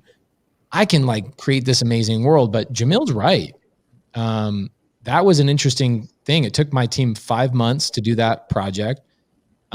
We made half of the money that we would have and normally would have made. So I had people on my team that got half the commissions and half the everything else. And then boom, haven't seen that person since the day we wired the money. Yep. And well, so listen, Pace, I mean, this is just my opinion, but you know, take it for what it's worth. You already are changing the industry. You're already doing 100%. things. Hey, Jamil, you're already changing the industry. You're already doing things. Hey, me, same. I feel that way. I mean, this is just a different world. And, you know, so I don't think that, you know, you have to give away. I think everybody in this, I want for everybody on this show to feel what it feels like to pick up that check at title after calling somebody up, after talking to somebody, after getting a referral, after squatting up with somebody, getting real money that they take a picture of with their phone and they deposit it into their online banking account and it goes to their family. Everybody on here can do that. They have the code. They have the cheat codes. They have the double cheat codes. They have the triple cheat. Like everything is there to be able to do that. And everybody will. I firmly believe that everybody on this show will do a deal. And then it just depends on if they want to keep doing it, if they want to have the obsession, if they want to build their business, if they do want to replace their job, if they do want to like really be the real estate entrepreneur in their family that is going to change everything for their family. Do they really want it? I hope so. I believe so. That's what I believe. Everybody watching this, whether it's live or recorded or whatever, I believe everybody has all the tools that they need.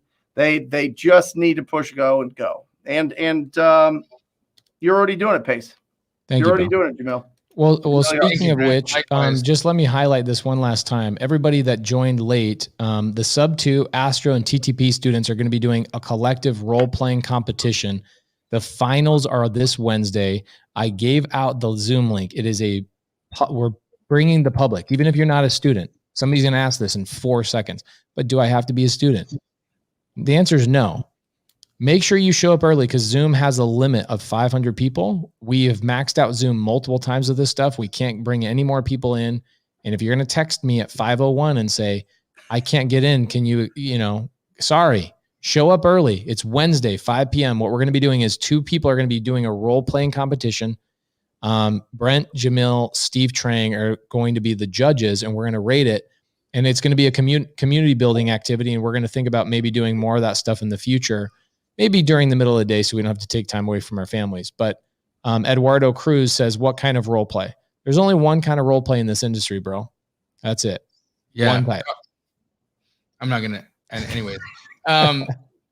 So Jamil, do what you want. No. I wanted to give the final JV piece. Do it. That I had. Yeah. And that was be the missing link. Be the missing link, right? So when Cody reached out to Pace, what was Cody to Pace? His missing link. Yeah. And how did he know that? He listened.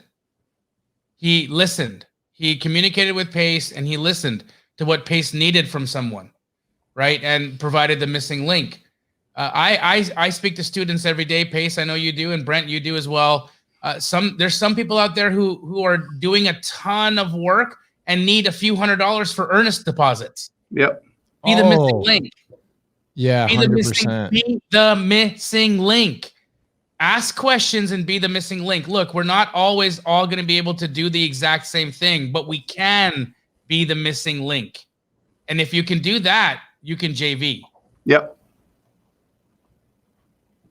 I wrote that one down. That's so good. You want to close us out, Jamil? Absolutely, guys. It becomes more and more and more evident to me every single day just what a blessing this community is to be able to bring together the 3 most key elements of this wholesale real estate business model, to be able to have the 3 best, in my opinion, to do it, from lead generation, seller conversion, and I guess I'm okay at dispositions, to bring us all together to be able to be here on a week after week. We show up tirelessly. We show up regardless of what we have going on in our lives, broken or traveling in a car, in an Airstream, wherever it may be, we find an opportunity to get here. And we do that out of our, taking away time from our families and all of that, because we know the impact this is having on your guys' lives. So let me ask all of you to do this. If you appreciate and you love what we do for you, do that for someone else. Do that for someone else. If you've already done your first deal and you've already gotten some success, find a way this week to turn around and find someone who's struggling in the business or struggling to get their first deal and be their missing link. Because that is how you will gain, that is how you will grow, and that's how you will become the people who we pass the torches on to later on. As we age out of this business or stop doing what we do, there's going to be individuals like yourselves who are going to be able to take on the torch and continue this on. And that's the way we want this business to go.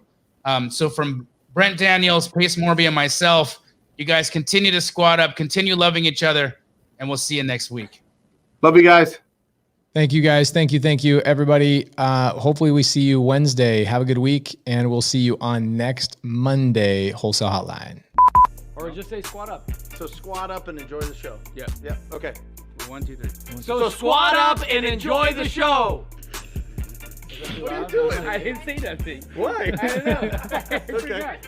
So squat up and enjoy the show. Cool. I think we should use the one where Jamil doesn't say anything.